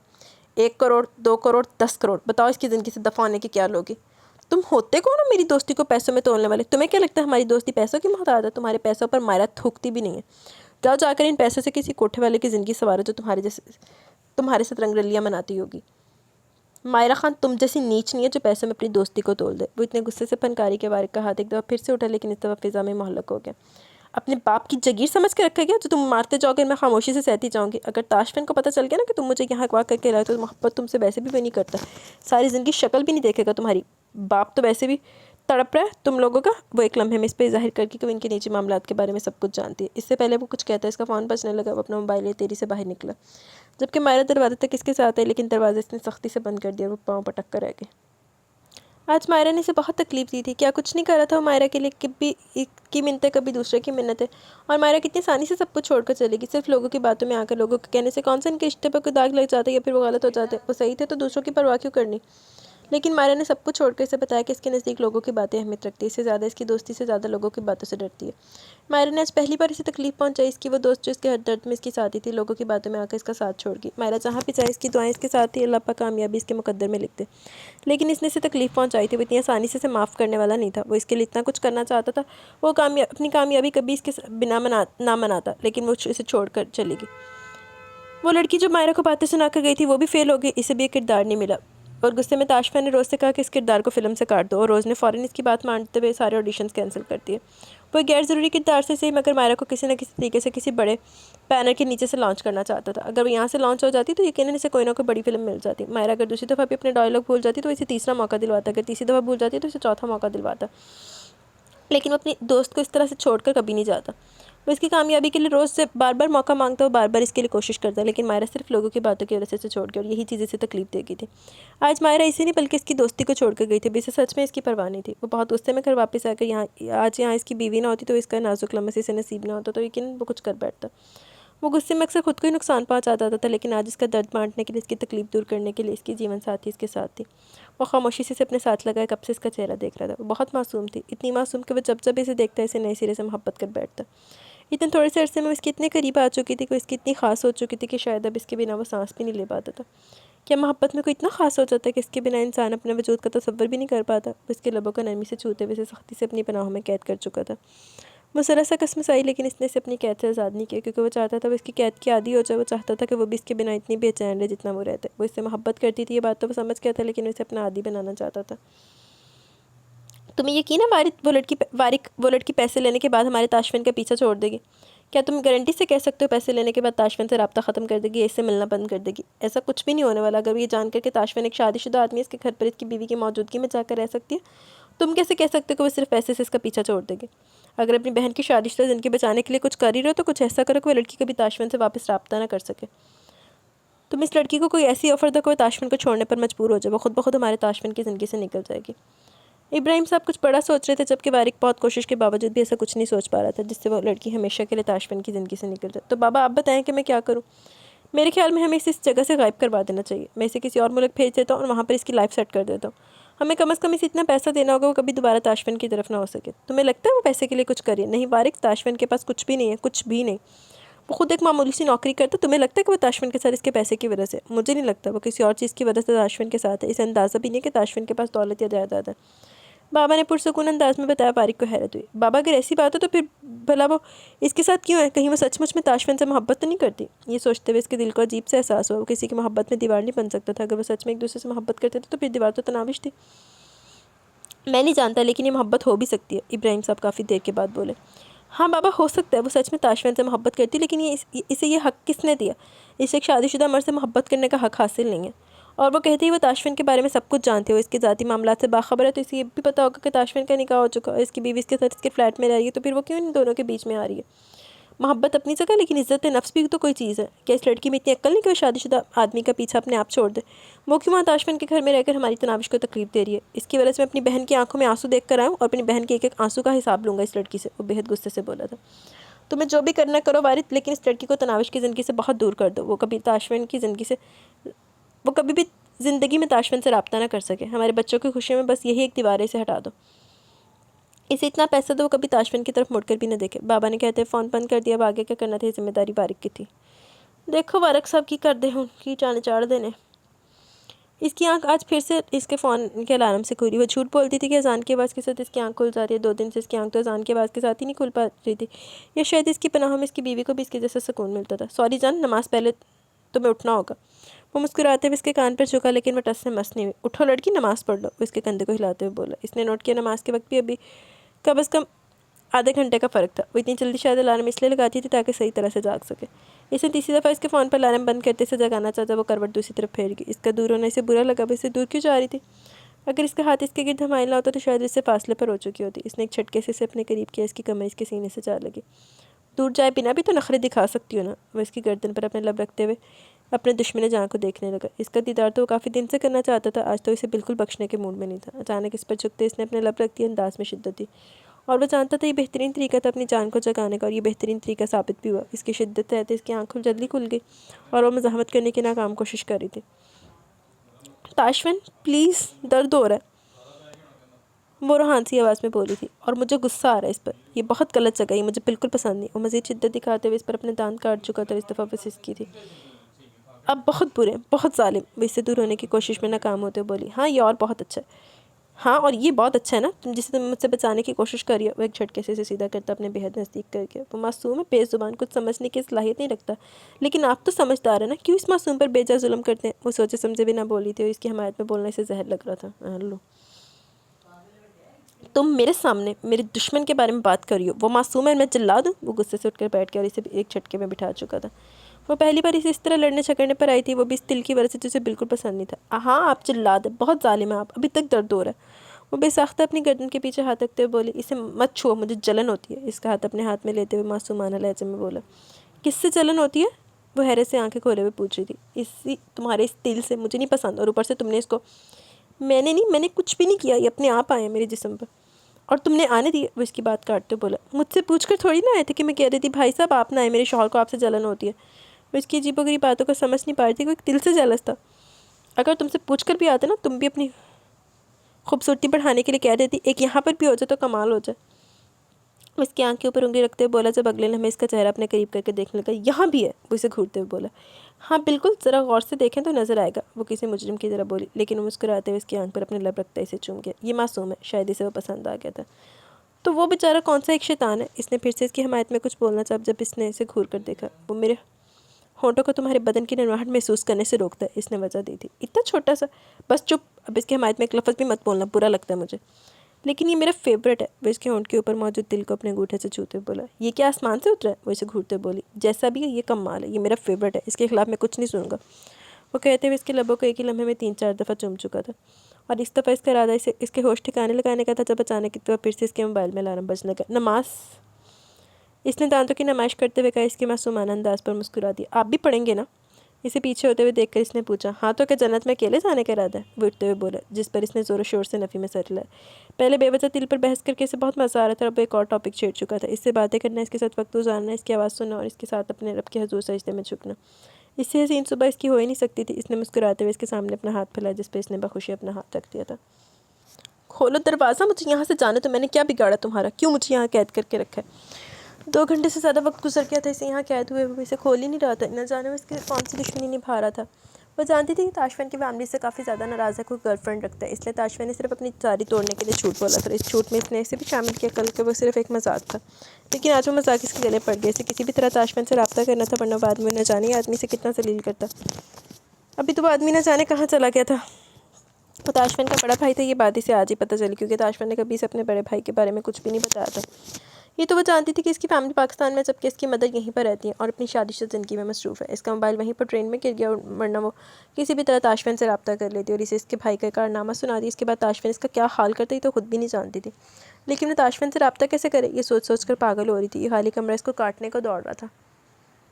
आज आप ऑफिस नहीं जाएंगे? वो पीछे से आता अचानक इसे अपनी बाहों में कैद करते एक बार फिर से इसके दिल की तलाश में नजर दौड़ाने लगा। जब इसने घबरा कर सवाल किया, तुम मुझे ऑफिस क्यों भेजना चाहती हो? ताकि मेरे जाने के बाद अपने इस कातलाना दिल पर गौर व फिक्र करके इसे और खूबसूरत बना सको, ताकि मैं फिर इस पर फ्लैट होकर इसको अपनी शिद्दत से महका दूँ, फिर तुम मुझे जालिम और जल्लाद के इल्काबात से नवाजो। वो बहुत दूर तक की सोचे हुए था। इसने एक झटके से इसे सीधा करते हुए अपने करीब किया। वो बिना शर्ट पहने अभी भी नहा कर आया था। इसके बालों से टपकता पानी इसके चेहरे को भी भिगो रहा था, जबकि इसकी इंतहाई कुर्बत पर इसका पूरा चेहरा लाल होने लगा। उसकी बाहों में बुरी तरह से कैद इसके सीने से लगी हुई थी। मुझे समझ नहीं आता, आप इस दिल से नफरत करते हैं, वो आपको अच्छा लगता है?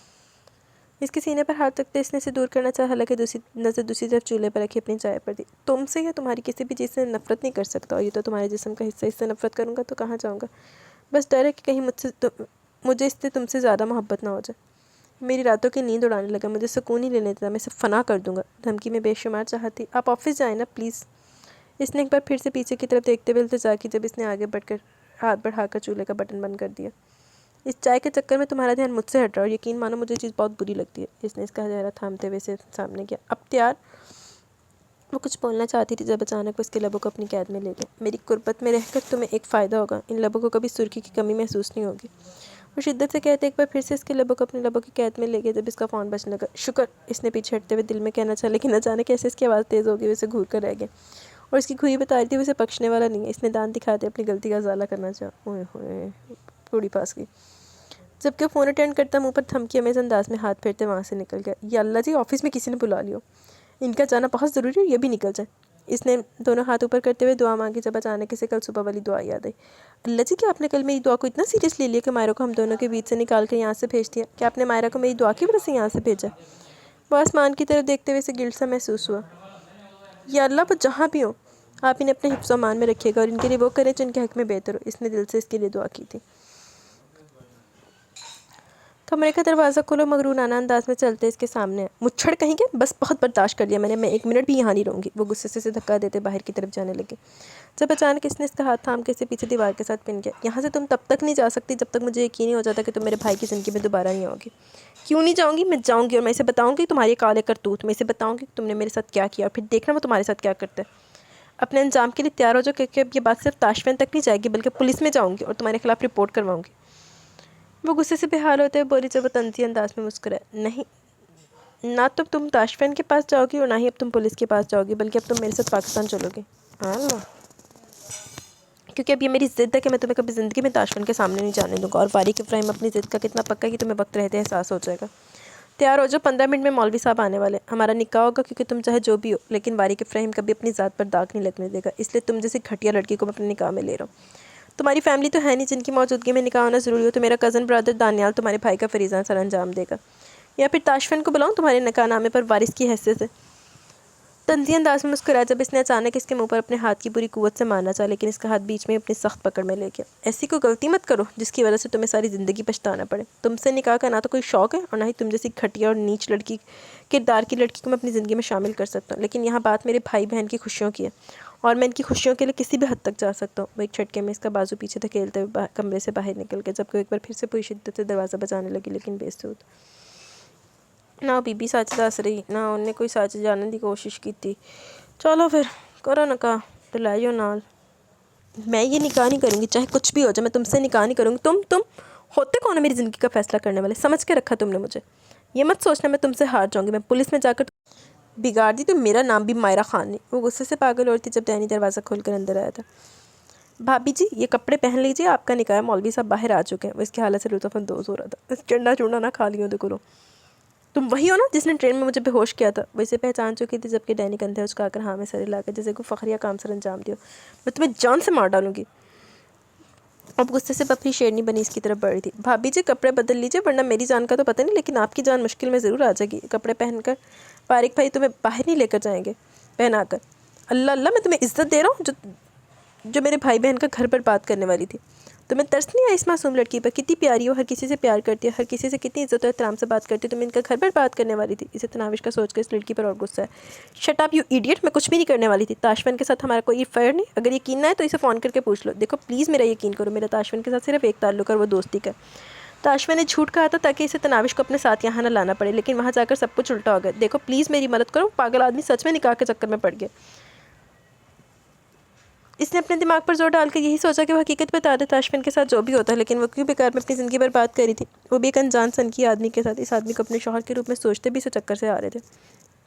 ये ताशफन के भाई था, अगर इन लोगों ने ताशफन को नहीं छोड़ा तो वो तो फिर क्या थी, इसकी ज़िंदगी जीरन हो जानी थी। क्या मतलब है तुम्हारा? क्या तुम्हारा भाई के साथ अफेयर नहीं चल रहा? वो एक लम्हे को रुक कर इसे पूछने लगा। मायरा ने फ़ौरन नफ़ी में सर हिलाया। कसम ले लो मेरा कोई अफेयर नहीं, हम सिर्फ दोस्त हैं, बल्कि हम बचपन के दोस्त हैं, हमेशा से साथ हैं। और इसकी शादी के बारे में मैं जैसा हमेशा से जानती हूँ, हम दोनों का कोई अफेयर नहीं, बस सिर्फ एक मजाक था ताकि ताशफन तनाविश को तलाक देकर अपनी ज़िंदगी में आगे बढ़ जाए। इसने सच बयान किया। अगर ऐसी बात हो तो तुम ताशफन भाई के घर पर क्यों रह रही थी? वो सीने पर हाथ बांधे से सवाल करने लगा। क्योंकि मेरी मोटी वार्डन ने मुझे हॉस्टल से निकाल दिया। तुम्हें क्या लगता है ताशफन की बीवी इसकी गर्लफ्रेंड को घर के अंदर आने देगी? यार मैं जानती हूँ तनाविश बहुत मासूम है और बेशक वो ताशफन की गर्लफ्रेंड की भी खिदमतें करने में लग जाएगी, लेकिन मैं इसकी गर्लफ्रेंड नहीं हूँ। यार मैं सिर्फ इसकी दोस्त हूँ, मेरा और इसका ताल्लुक सिर्फ दोस्ती का है। प्लीज़ मेरी बात का यकीन करो। वो हाथ बांधते हुए बोली। अगर मैं तुम पर यकीन कर लूँ तो तुम कभी भाई से मिलने नहीं चाहोगी ना? वैसे जैसे उम्मीद दे रहा था। अरे यार मेरी जान इस मुच्छर से छुड़वा दो, मैं कभी ज़िंदगी में तुम्हारे भाई की शक्ल नहीं देखूंगी। इसने जज्बाती होकर कहा था। ओए होए ठीक है मैं कुछ करता हूँ, वो कहकर कमरे से बाहर निकल के, जबकि वो एक उम्मीद के साथ इसे जाते हुए देख रही थी। आप सच में आज काम पर नहीं जाने वाले? वो नाश्ता बनाकर टेबल पर लगाती इसे बुलाने कमरे में आई तो अब तक शर्ट के बिना बेड पर लेटा अपने फ़ोन में मसरूफ़ था। हाँ जानू मैं सच पर आज काम में नहीं जा रहा, क्योंकि आज संडे और इत्तेफाक से संडे को मुझे भी छुट्टी हुआ करेगी। वो प्यार से इसकी बात का जवाब देता उठकर खड़ा होता है, इसके करीब आने लगा। चलें अच्छी बात है, संडे आपको भी रेस्ट करने का वक्त मिल जाएगा। आप नाश्ता कर लें और इसके बाद आराम से सो जाए। इसने दांत दिखाते हुए से पूरे दिन की रूटीन बताई। इतनी खूबसूरत बीवी के होते हुए कौन कमबख्त सोता है? वो इसके करीब आते इसकी कमर में हाथ डालते इसे अपने करीब खींच चुका था। आप सो जाए ना, इसने मिन्नत भरे अंदाज में कहा, जिस पर इसने फ़ौरन नफ़ी में सर लाया। तुम मुझे सुलाकर मुझे मज़ीद खुद से दूर करना चाहती हो? अल्लाह जागता रहे भाई, फिर तू दिन रात ना जाग, एक मिनट हंसते ना सो। अगर तुम्हें याद हो तुम पहले तुमसे नाराज़ हो। इसने थोड़ी देर पहले वाली बात याद दिलाने की कोशिश की, जबकि आंखें बंद की इसकी पनाह में किसी कबूतर की तरह खड़ी थी। मैं मासूम हूँ, मैंने कुछ नहीं किया। मोहन बाहर लटका कर बोली, क्योंकि वो कुछ भी भूला नहीं था और वो नादान समझती थी वो थोड़ी देर इसके सामने नहीं जाएगी, वो सब कुछ भूल जाएगा। हाँ तुमने कुछ नहीं किया, बस मेरे फ़ोन आने पर मुझसे दूर जाने पर शुक्र अदा किया था। वो इसका चेहरा अपने हाथों में थामते हुए ऊपर कर चुका था। इसकी गर्म से आंसू से इसका चेहरा झुलसने लगा। इसका आंचतेता लहजा इसे पूरी तरह से नर्वस कर रहा था, जबकि वो आहिस्ता आहिस्ता इसके चेहरे को अपनी उंगलियों के पोरों से छू रहा था। मैंने इसलिए शुक्र अदा किया कहीं चाय ना गिर जाए। इसने सूखे लबों पर ज़ुबान फेरते बहाना सुना। तुम्हारे पास टाइम है, तुम कोई और बहाना बनाओ। वैसे मज़ीद अपने करीब करते हुए मौका दे रहा था।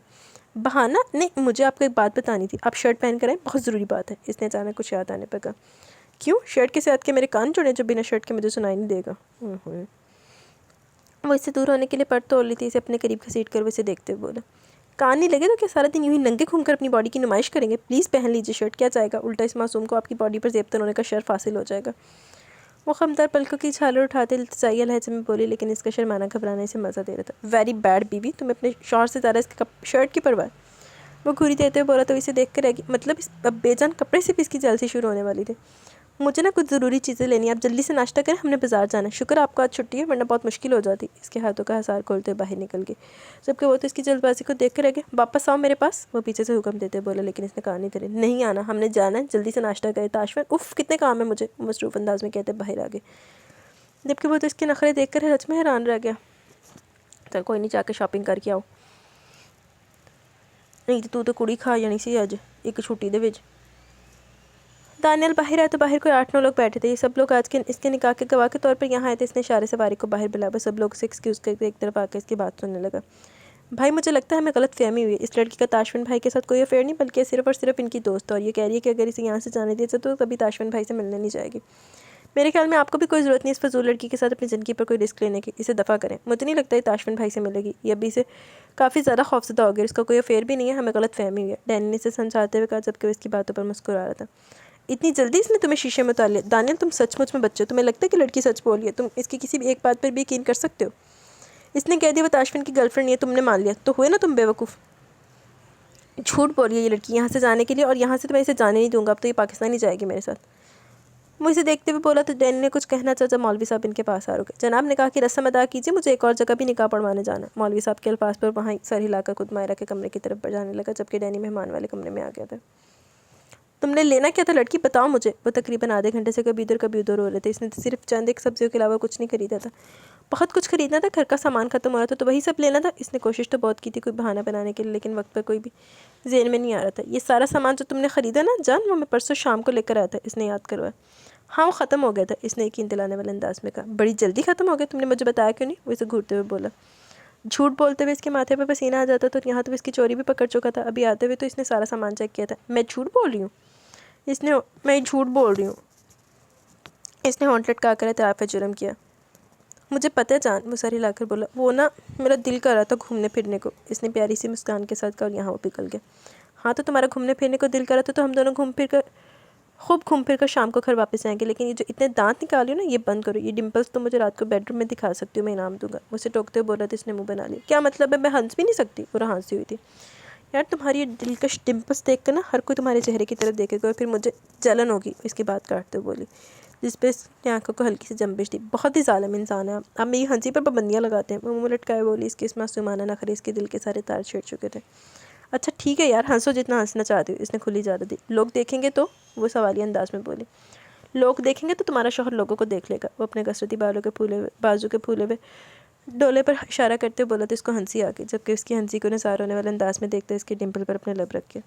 अल्लाह अल्लाह ताशवन, कुछ तो शर्म करे। वो आगे पीछे देखते शर्म से डूब मरने को थी। अल्लाह अल्लाह, ताशवन की बीवी, ताशवन बहुत बेशर्म है। वो इसी के अंदाज में शरारत से भरपूर लहजे में बोला। क्या ड्रामा लगा रखा है तुमने? जब मैंने तुम्हें कह दिया कि तुम्हारे यहाँ कोई भी तुम्हारी बात नहीं मानने वाला, तो क्या तुम्हें समझ में नहीं आ रहा? वो कमरे में दाखिल होता हुआ फिर से अपने असली मकरूर अंदाज में बोला था। और वो जो कब से नैनी के आने का इंतज़ार करती, इसकी शक्ल देखते मुंह बना गई। देखो मैं तुम्हारे मुंह लगने में बिल्कुल इंटरेस्टेड नहीं हूँ, और मेरा दिमाग ख़राब करने की बिल्कुल भी ज़रूरत नहीं है। मेरी बात इस छोटे वाले लड़के से हो चुकी है, वो तुम्हें सारी बात समझा देगा। मैं उसके मुँह बिल्कुल भी नहीं लगना चाहती थी, इसलिए से घूरते हुए बोली। हाँ इसने मुझे सारी बात समझा दी, तुम फिक्र मत करो। यहाँ पर यही ड्रेस पहन लो, वहाँ पर जाकर तुम्हारे लिए बेहतरीन वेडिंग ड्रेस का इंतज़ाम कर दूँगा। वो साइड पर रखा सारा सा ड्रेस इसकी तरफ उछालते बोला तो इसे घूर कर आएगी। क्या मतलब है तुम्हारी इस बकवास का? मैं इस ड्रेस की नहीं, इस निकाह की बात कर रही हूँ कि तुम्हें इसने कुछ नहीं बताया। वो हैरान सी से देखने लगी। जिस तरह से छोटा वाला लड़का यहाँ से बाहर निकला था, इसे यकीन था वो इसे पूरी बात समझा चुका होगा। हाँ इसने मुझे बताया कि तुम्हें ड्रेस कुछ खास पसंद नहीं और तुम इसे पहनने से इनकार कर रही हो। तो मैं तुम्हें ये बताने के लिए हूँ कि तुम्हारी शादी के जोड़े के लिए ज़्यादा टेंशन लेने की ज़रूरत नहीं है। अगर तुम्हें तुम्हारा दुल्हा ही पसंद का नहीं मिला तो शादी का जोड़ा अपनी पसंद का पहन कर क्या करोगी? इसके चेहरे पर बहुत सख्ती थी, वो समझ नहीं पा रही थी मजाक कर रही सीरियस है। ये निकाह सिर्फ़ और सिर्फ एक फॉर्मेलिटी है, ज़्यादा गहराई में जाने की तुम्हें ज़रूरत नहीं है, और ना ही मैं तुम्हारे नखरे उठाने का कोई इरादा रखता हूँ। ये निकाह सिर्फ कुछ वक्त के लिए, जब मुझे यकीन हो जाएगा तो मेरे भाई की ज़िंदगी की तरफ दोबारा रुख नहीं करोगी तो मैं तुम्हें खुद तलाक देकर अपनी ज़िंदगी से दफ़ा कर दूँगा। सारी ज़िंदगी का ये तोक अपने गले में नहीं लटकाने वाला, इसलिए तुम्हारे हक़ में बेहतर यही होगा कि इन कपड़ों को पहन लो, क्योंकि तुम्हारी इस बेहुदा ड्रेसिंग में मैं तुम्हें बाहर मौलवी साहब और बाकी लोगों के सामने नहीं लेकर जा सकता। सो चेंज करो ये कपड़े, वरना क्या करोगे तुम? वो गुस्से से इसके रूबरू खड़ी से पूछी थी, जब अचानक इसने अपनी जेब से गन निकालते इसके माथे पर रख दी। माँ सदके जावे जी, गाना पौने इतने का होएगा। वो हैरत बेयकीनी से पूरी आंखें खोले से देख रही थी। वरना ये कि अगर तुमने एक लफ्ज़ और बकवास की ना तो वरना करने के लायक नहीं रहोगे। इसके माथे पर पिस्तौल रखते हुए से डरा कर यहाँ मायरा की बोलती बंद होगी। कुछ और कहना पसंद करो कि तुम? वो बंदूक इसके माथे पर रखते हुए मुस्कुरा कर बोला। अंदाज़ बहुत दिलकश था इस साइको का, लेकिन मायरा को इससे नफरत महसूस हुई थी, जबकि खौफ से वो कुछ बोल ही नहीं पाई थी। इसे अपनी जान बहुत अजीज़ थी। जल्दी कपड़े पहनो अगर अपनी जान चाहती हो तो। वैसे भी जीना तो मैं तुम्हारा हराम करूँगा, तुम्हारे लिए यही बेहतर है कि अभी मर जाओ मेरे हाथों से। वो बहुत सुकून से बात कर रहा था, जैसे कोई डील कर रहा हो इसके साथ। पहनती हूँ कपड़े, इसने अटकी हुई सांस के साथ कहा तो वहाँ में सर लाता बाहर जाने लगा, जब अचानक पैरों के बल मुड़ते वापस आए। इसकी पिस्तौल इसकी तरफ थी, जिसे देखते इसकी सांसें फिर से रुक गई। कोई होशियारी मत करना, ये जो बाहर लोग हमारे निकाह में शामिल हुए हैं, गवाह के तौर पर वो सब लोग मेरे बॉडीगार्ड, ड्राइवर और मुलाजिम हैं, और वो मौलवी भी मैं यहाँ लेकर आया हूँ, तो तुम्हारी कोई भी होशियारी इनके सामने नहीं चलने वाली। तो अपने दिमाग को ज़रा इस्तेमाल भी मत करना। कबूला बोलकर निकाहनामे पर साइन कर देना, तुम्हारा काम हो जाएगा, वरना तुम जानती हो मैं। वो एक बार फिर से बंदूक इसके सर पर रखते हुए बोला। जब जान पर बनती है तो सारे कसपल निकल जाते। कुछ ऐसा ही हाल इस वक्त मायरा का भी था। इसने किसी रोबोट की तरह हाँ में सर लाया, जबकि वो कमरे से बाहर निकल गया। मायरा खान बल्द अकबर खान, आपका निकाह वारिक इफ्राहिम बल्द इफ्राहिम मुस्तफ़ा के साथ किया जा रहा है, क्या आपको ये निकाह कबूल है? मौलवी साहब इसके सामने बैठे सवाल कर रहे थे, जबकि अपना चेहरा को दुपट्टे में छुपाए खुद को एक अनचाहा रिश्ता कबूल करने के लिए तैयार कर रही थी। निकाह की अहमियत से वह नावाकिफ़ नहीं थी। वो नहीं जानती थी कि इस शख्स इसके साथ क्या सलूक करेगा। वो इस निकाह में अपनी रजामंदी शामिल न करके खुद को खुदा की नज़र में गुनाहगार नहीं कर सकती थी, लेकिन वो इस आदमी का साथ कैसे कबूल करती, जिसे ठीक से जानती भी नहीं थी। वो काफ़ी देर से इसके जवाब का इंतजार करता है। जब वो कुछ भी नहीं बोली तो इसने ज़रा सा अपनी टांग इसकी टांग पर मारी। कबूल है। इसने अब महसूस किया कि इसके साथ बैठा शख्स वही है, जबकि दूसरी तरफ डैनी बैठा था, जिसे वो भाग जाएगी। सवाल फिर से किया कि इस दफ़ा भी इसका जवाब यही था। इनकार वो कर नहीं सकती थी, क्योंकि इसे अपनी जान बहुत प्यारी थी। वो अपने दिल से एक लम्हे के लिए सिचुएशन को भुलाकर दिल से इस निकाह को कबूल कर रही थी। कहते निकाह के वक्त जो भी दुआ मांगी जब वह कबूल होती है कि अल्लाह मैं आपकी रज़ा के लिए इस निकाह को कबूल कर रही हूँ, सिर्फ इस अज़म के साथ कि मैं इस आदमी की सारी ज़िंदगी, बल्कि नहीं सारी ज़िंदगी नहीं, जब तक मैं इसके निकाह में रहूँगी, इसे सुकून का सांस नहीं लेने दूँगी। ओए होए, ये निकाह तुमने मुझसे मेरी ज़िंदगी हराम करने के लिए किया ना, और अगर मैंने तुम्हारी ज़िंदगी हराम ना करती तो मेरा नाम भी मायरा नहीं। निकाह का कबूल करते हुए अपनी सोचों में मसरूफ़ थी जब मुबारकबाद का सिलसिला शुरू हुआ। मुबारक हो बारिक साहब, अब से ये बच्ची आपकी अज़दवाजियत में आ चुकी है। अल्लाह आप दोनों का साथ नेक करे। अब मुझे इजाज़त दीजिए। वो उठते हुए बोले तो वो भी इनके साथ ही उठ खड़ा हुआ, बल्कि बहुत सारे लोग ही उठ गए थे। सिर्फ वही बैठी हुई थी जिसे यहाँ से ना उठने का इरादा कर लिया।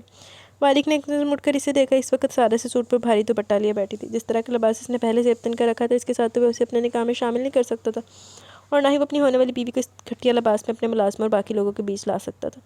इसने किसी को कुछ नहीं बताया, बस यही कहा कि इसे लड़की पसंद आ गई और अभी से वक्त निकाह करना चाहता है। इस लड़की को बता दो जाकर कि हम थोड़ी देर में पाकिस्तान के लिए निकलने वाले हैं। वो कहकर बाहर निकल गया, जबकि दानियल हाँ में सर लाता इसकी तरफ आया था। इससे बेहतर था कि हम बाइक साथ लेकर आते। अब देख रही हो ना, तुम्हें पानी पैदल चलने की ज़िद का नतीजा, कितने दूर तक चल कर जाना पड़ेगा। वो इसके साथ चलते हुए बोल रहा था। हाँ, तो पैदल चलने में भी अपना ही मज़ा ना। हर वक्त मोटरसाइकिल पर सवार रहकर पता नहीं आपको कौन सा सुकून मिलता है। बल्कि मुझे तो लगता है आप सिर्फ मुझे डराने के लिए मोटरसाइकिल पर लेकर जाते हो। आपको पता है ताशविन, मैं तो कभी ज़िंदगी में बाइक पर नहीं बैठी हूँ। वारिक भाई मुझे अक्सर ऑफ़र करते थे बाइक पर बैठने की, लेकिन मैं हमेशा इनकार कर देती थी, और अहमद ने तो मुझे ज़बरदस्ती बिठाने की कोशिश की, तैयब से डांट भी खाई थी। मैं तो बाइक पर बिल्कुल भी सफ़र नहीं कर सकती थी। हमेशा तैयब और वारिक भाई के साथ गाड़ी पर ही जाती थी। हाँ जानू, तुम्हारे तैयब की तरह लंबी लंबी गाड़ियाँ तो है नहीं मेरे पास, इसीलिए सवारी के तौर पर सिर्फ बाइक ही है जिस पर तुम्हें गुजारा करना होगा। वो इसकी बात काटते हुए बोला। लेकिन तैयब इनकी फैमिली की बातें इसे बिल्कुल भी पसंद नहीं आ रही थी। वो सब कुछ भी तो आपका ही है ना, तैयब की हर चीज़ पर हम सबसे ज़्यादा आपका हक है। इसने इसका दिल इसकी तरफ से साफ़ करना चाहा। हाँ डार्लिंग, जो हक है वो तो लेने वाला हूँ मैं इनसे। पहले हक मांगा था तो इन्होंने तुमसे शादी की शर्त रख दी। हालांकि ना मेरा सब कुछ मुझे यूँ ही दे देना चाहिए था, लेकिन फिर मैं सोचता हूँ ये भी इनका एहसान है। अगर ये शर्त न रखते तो तुम मेरे पास कैसे आती। सिर्फ इसी बात पर मुझे पसंद है कि इनकी इस शर्त की वजह से तुम मुझे मिली हो, वरना मुझे वहाँ कोई भी अच्छा नहीं लगता। इसके कंधे पर हाथ रखते इसे अपने करीब कर चुका था, जबकि अचानक कुछ अंग्रेज़ों के करीब से गुजरने लगे। इसने लम्हे की ताख़ीर न करते हुए इसे अपनी दूसरी साइड कर लिया। इसका अमल इतना बेसाख्ता था कि वो घबरा कर दूसरी तरफ हुई। वो 4 से 5 अंग्रेज़ एक दूसरे के साथ ऐसे जुड़कर चल रहे थे जैसे कभी अलग नहीं होंगे, और अगर वो इस तरफ ना करता तो इससे ज़रूर टकरा जाते। इसके सीने पर हाथ रखते हुए बेसाख्ता मुस्कुरा दी। इसका साथ बहुत था इसके लिए, वो खुदा से इसके अलावा कुछ नहीं मांगती थी। देखो, बात सिर्फ निकाह की हुई थी, तुमने साथ ले जाने वाली कोई बात नहीं की थी। मैं पाकिस्तान हरगिज़ नहीं जाना चाहती और तुम इस मामले में ज़बरदस्ती नहीं करोगे। वैसे भी इस तरह से तुम मेरे साथ लेकर नहीं जा सकते। मेरा पासपोर्ट वीज़ा, मैं जानता हूँ तुम्हारे पास हर चीज़ मौजूद है, तुम्हारे बैग में सब कुछ होगा, लेकिन पासपोर्ट वीज़े की ज़रूरत नहीं है, क्योंकि मेरे पास में प्राइवेट कोपर है, यानी प्राइवेट जेट है, और हम इसमें जाने वाले हैं। इसकी बात काट कर कहता बाहर निकलने लगे, जबकि इसके बाहर चलने का कह रहा था। माँ सदके चली जावे, प्राइवेट जेट तो ऐसी सानवीक झूठा दबा दे। पर दरवाजे तक आई तो डैनी खड़ा मुस्कुरा था। तुम एक नंबर के कमीने इंसान हो, तुमने मेरे साथ धोखा किया। अंदर कुछ और बोल करके वहाँ जाकर बदल के तुम्हें बख्शने वाली नहीं हूँ, याद रखना। जब बाहर निकलते हुए इसे थमकी देखने लगी। अजीब सी शादी थी इसकी, ना इसे हंसी आ रही थी ना ही रोना आ रहा था। इसके साथ इतनी बड़ी ट्रेजेडी होगी लेकिन इसकी आंखों में कोई आंसू नहीं थे। ना जाने क्यों कुछ भी गलत या अजीब नहीं लग रहा था। हालांकि इसके साथ गलत हुआ था, इसके साथ बहुत गलत हुआ था। एक अनजान आदमी बिना जान पहचान के हमेशा के लिए इसके सर पर मुसल्लत हो गया था, जिसे वो जानती तक नहीं थी। वो इसकी निगाह में आ गई थी। एक ही दिन में दोनों नाखुशगवार मुलाकातों के बाद वो इसे अपने निगाह में ले चुका था। इसे रोना चाहिए था, बल्कि रो रो कर आसमान सर पर उठा लेना चाहिए था, लेकिन इसकी आंखों में एक आंसू भी नहीं था। न जाने क्यों इस मामले में बहुत गरीब थी। चाहे इसके ऊपर से ट्रक भी गुजर जाए, इसे रोना नहीं आता था। हाय मेरी बहन, मैंने भी नहीं आता। इमोशनल होना किसे कहते वो जानती तक नहीं थी। शायद कभी किसी ने आंसू नहीं पहुंचे थे, इसलिए आंसू का जायका चखने से भी अनजान ही रही थी। बस तनाविश के सामने तो बड़े आंसू बहान दी सी। भाभी जी सांप सूंघ गया या स्टैचू बनकर खड़े रहने की बुरी आदत है? खैर भाई सारी आदतें निकाल देंगे, आप जैसों को सीधा करने में बहुत अच्छे से आता है। अब मेहरबानी फरमाकर बाहर तशरीफ़ ले आएँ, क्योंकि भाई को आज की तारीख में पाकिस्तान वापस पहुँचना है। वो बहुत अहम काम छोड़ कर आए हुए। रैनी का अंदाज़ बहुत तंज़िया था। इसका दिल चाह कि इसके मुँह पर 2 थप्पड़ लगा के लम्हे में सीधा कर दे, लेकिन क्या फ़ायदा, ये तो था ही अपने भाई का चमचा। असल मुसीबत तो वो था जो अचानक इसके गले पड़ा था। ताशफिन इब्राहिम, तुम्हारी वजह से मेरी ज़िंदगी ने मोड़ लिया, मैं तुम्हें बख्शने वाली नहीं हूँ। ओए होए, ये आदमी चाहता है कि मैं कभी तुम्हारी ज़िंदगी में ना हूँ, जबकि मेरी ज़िंदगी में जो तुम्हारी वजह से हुआ, इसके बाद तो मैं खुद भी कभी तुम्हारी शक्ल नहीं देखना चाहती। मेरी तरफ से जहन्नुम में जाओ। गलती की मैंने तुम्हारा साथ देकर, लेकिन छोटी सी गलती की इतनी बड़ी सज़ा। मैं जानती हूँ तुमने मुझे बहुत बद्दुआएं दी, इसलिए पहलवान मेरी ज़िंदगी में है, लेकिन मैं भी मायरा खान हूँ, इससे पीछा छुड़वा ही लूँगी। लेकिन छोड़ूंगी मैं तुम्हें भी नहीं, याद रखना। बाहर निकलते हुए डैनी और वारिक दोनों से ज़्यादा ताशफिन को कोस रही थी। आप भी तो उन्हें छड़ के आई सी, उन्हें तो तेन कुछ भी नहीं किया। चलो बाकी का संडे हम दोनों मिलकर कोई अच्छी सी फिल्म देखकर गुजारते हैं। वो डिनर करके इसे वापस घर लाते हुए कहने लगा। दरवाज़ा बंद करके वो सोफ़े की तरफ बढ़ा था, जहाँ सारा सामान एक तरफ रखकर तनाविश बैठी थी। मैं फ़िल्म तो नहीं देखती, लेकिन आपकी मर्ज़ी जो भी लगा लें, इसने मुस्कुरा कर कहा। मैं अपनी मर्ज़ी करने पर आया तो बहुत पछताओगी तुम। वो इसके चेहरे पर छुपते हुए बोला तो इसके गाल दहकने लगे। मैं फ़िल्म की बात कर रही हूँ। इसने ज़रा सा फासला बनाते खुद को इससे थोड़ा दूर किया। और मैं हमारी बात कर रहा हूँ। वो मज़ीद इसकी तरफ झुका तो इसने रिमोट कंट्रोल इसकी तरफ बढ़ा दिया। लेकिन मैं फ़िल्म की बात कर रही हूँ, मुझे फ़िल्म ही देखनी है, इसने अपनी बात पर जोर देते हुए कहा। क्या करोगी फ़िल्म देखकर? बच्चे बिगड़ जाते हैं। ताशफिन रिमोट एक तरफ रखते हुए जिसे इसे बहुत अहम बात बता रहा था। मैं बिगड़ना चाहती हूँ, इसने लानिया कहा। बहुत गलत बात है। वो समझाने वाले अंदाज में करीब हुआ जब इसने खुद ही रिमोट उठाकर बटन प्रेस करके टीवी ऑन कर लिया। मैं आपकी सही गलत कोई बात नहीं सुननी, मुझे फ़िल्म देखनी है और आप मुझे तंग नहीं करेंगे। वो इसे घूरते हुए फिल्म लगाने लगी तो वो भी मुस्कुरा कर टीवी की तरफ मतवजा हो, जहाँ मैं कोई भी फिल्म चैनल ढूंढ नहीं पा रही थी। मुझे उर्दू और हिंदी फिल्म पसंद नहीं, उसके गान में गुनगुनाया था। मुझे भी नहीं पसंद, वो भी इसी के अंदाज में बोली। हालांकि वो कहना चाहती थी इसे कोई फिल्म पसंद नहीं। मीन्स तुम भी सिर्फ इंग्लिश में देखती हो? वो मुतासिर होने वाले अंदाज में इसके हाथ से रिमोट लेकर सामने फिल्म की तरफ इशारा करने लगा। इस फिल्म की स्टोरी अच्छी है, ये देखने में मज़ा आएगा, काफ़ी रोमांटिक भी है। इसके कंधे पर हाथ फैलाते इसे अपने करीब करते बोला तो वो भी इसके बाजू पर सरकती फिल्म देखने लगी। तनाविश दुआ करी थी कि बस इस फिल्म की समझ आ जाए, क्योंकि कभी कभार ताइमी के छोटे बच्चों के साथ फिल्म देखते वक्त तो कंफ्यूज हो जाती थी कि फिल्म का सीन कब बदला और कब क्या हुआ। इसे कहानी समझने में बहुत वक्त लग रहा था, क्योंकि हर कहानी कार्टून की तरह सीधी नहीं होती। इसने एक नज़र ताशफिन के चेहरे को देखा, जहाँ वो काफ़ी सीरियस अंदाज में फिल्म देख रहा था। इसने भी अपने चेहरे पर संजीदगी से जाकर नज़र टीवी पर मरकूज़ कर ली। ओए होए, इंग्लिश फिल्म ला ली, हुण बीबी तेन मज़ा आएगा, स्वाद आएगा।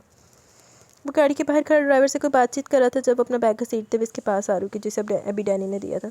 इसके आँख में अब तक बंदूक थी जो इसकी सांसें खुश करने के लिए काफ़ी थी। ये डब्बा क्यों उठा कर ले आई हो तुम यहाँ? वो इसके बैग को देखते हुए बोला। गवार आदमी, नज़र नहीं आता ब्रीफ केस है मेरे कपड़े हैं इसमें? इसने बताना ज़रूरी समझा। ज़बान कंट्रोल में रखो वरना गद्दी से खींच लूँगा। दानियल ये ले जाओ, अपने किसी दोस्त को तोहफे में दे देना, क्योंकि ऐसे कपड़े हमारे ख़ानदान की औरतें नहीं पहनती। और अब तुम्हारे साथ वारिक इब्राहिम का नाम जुड़ा।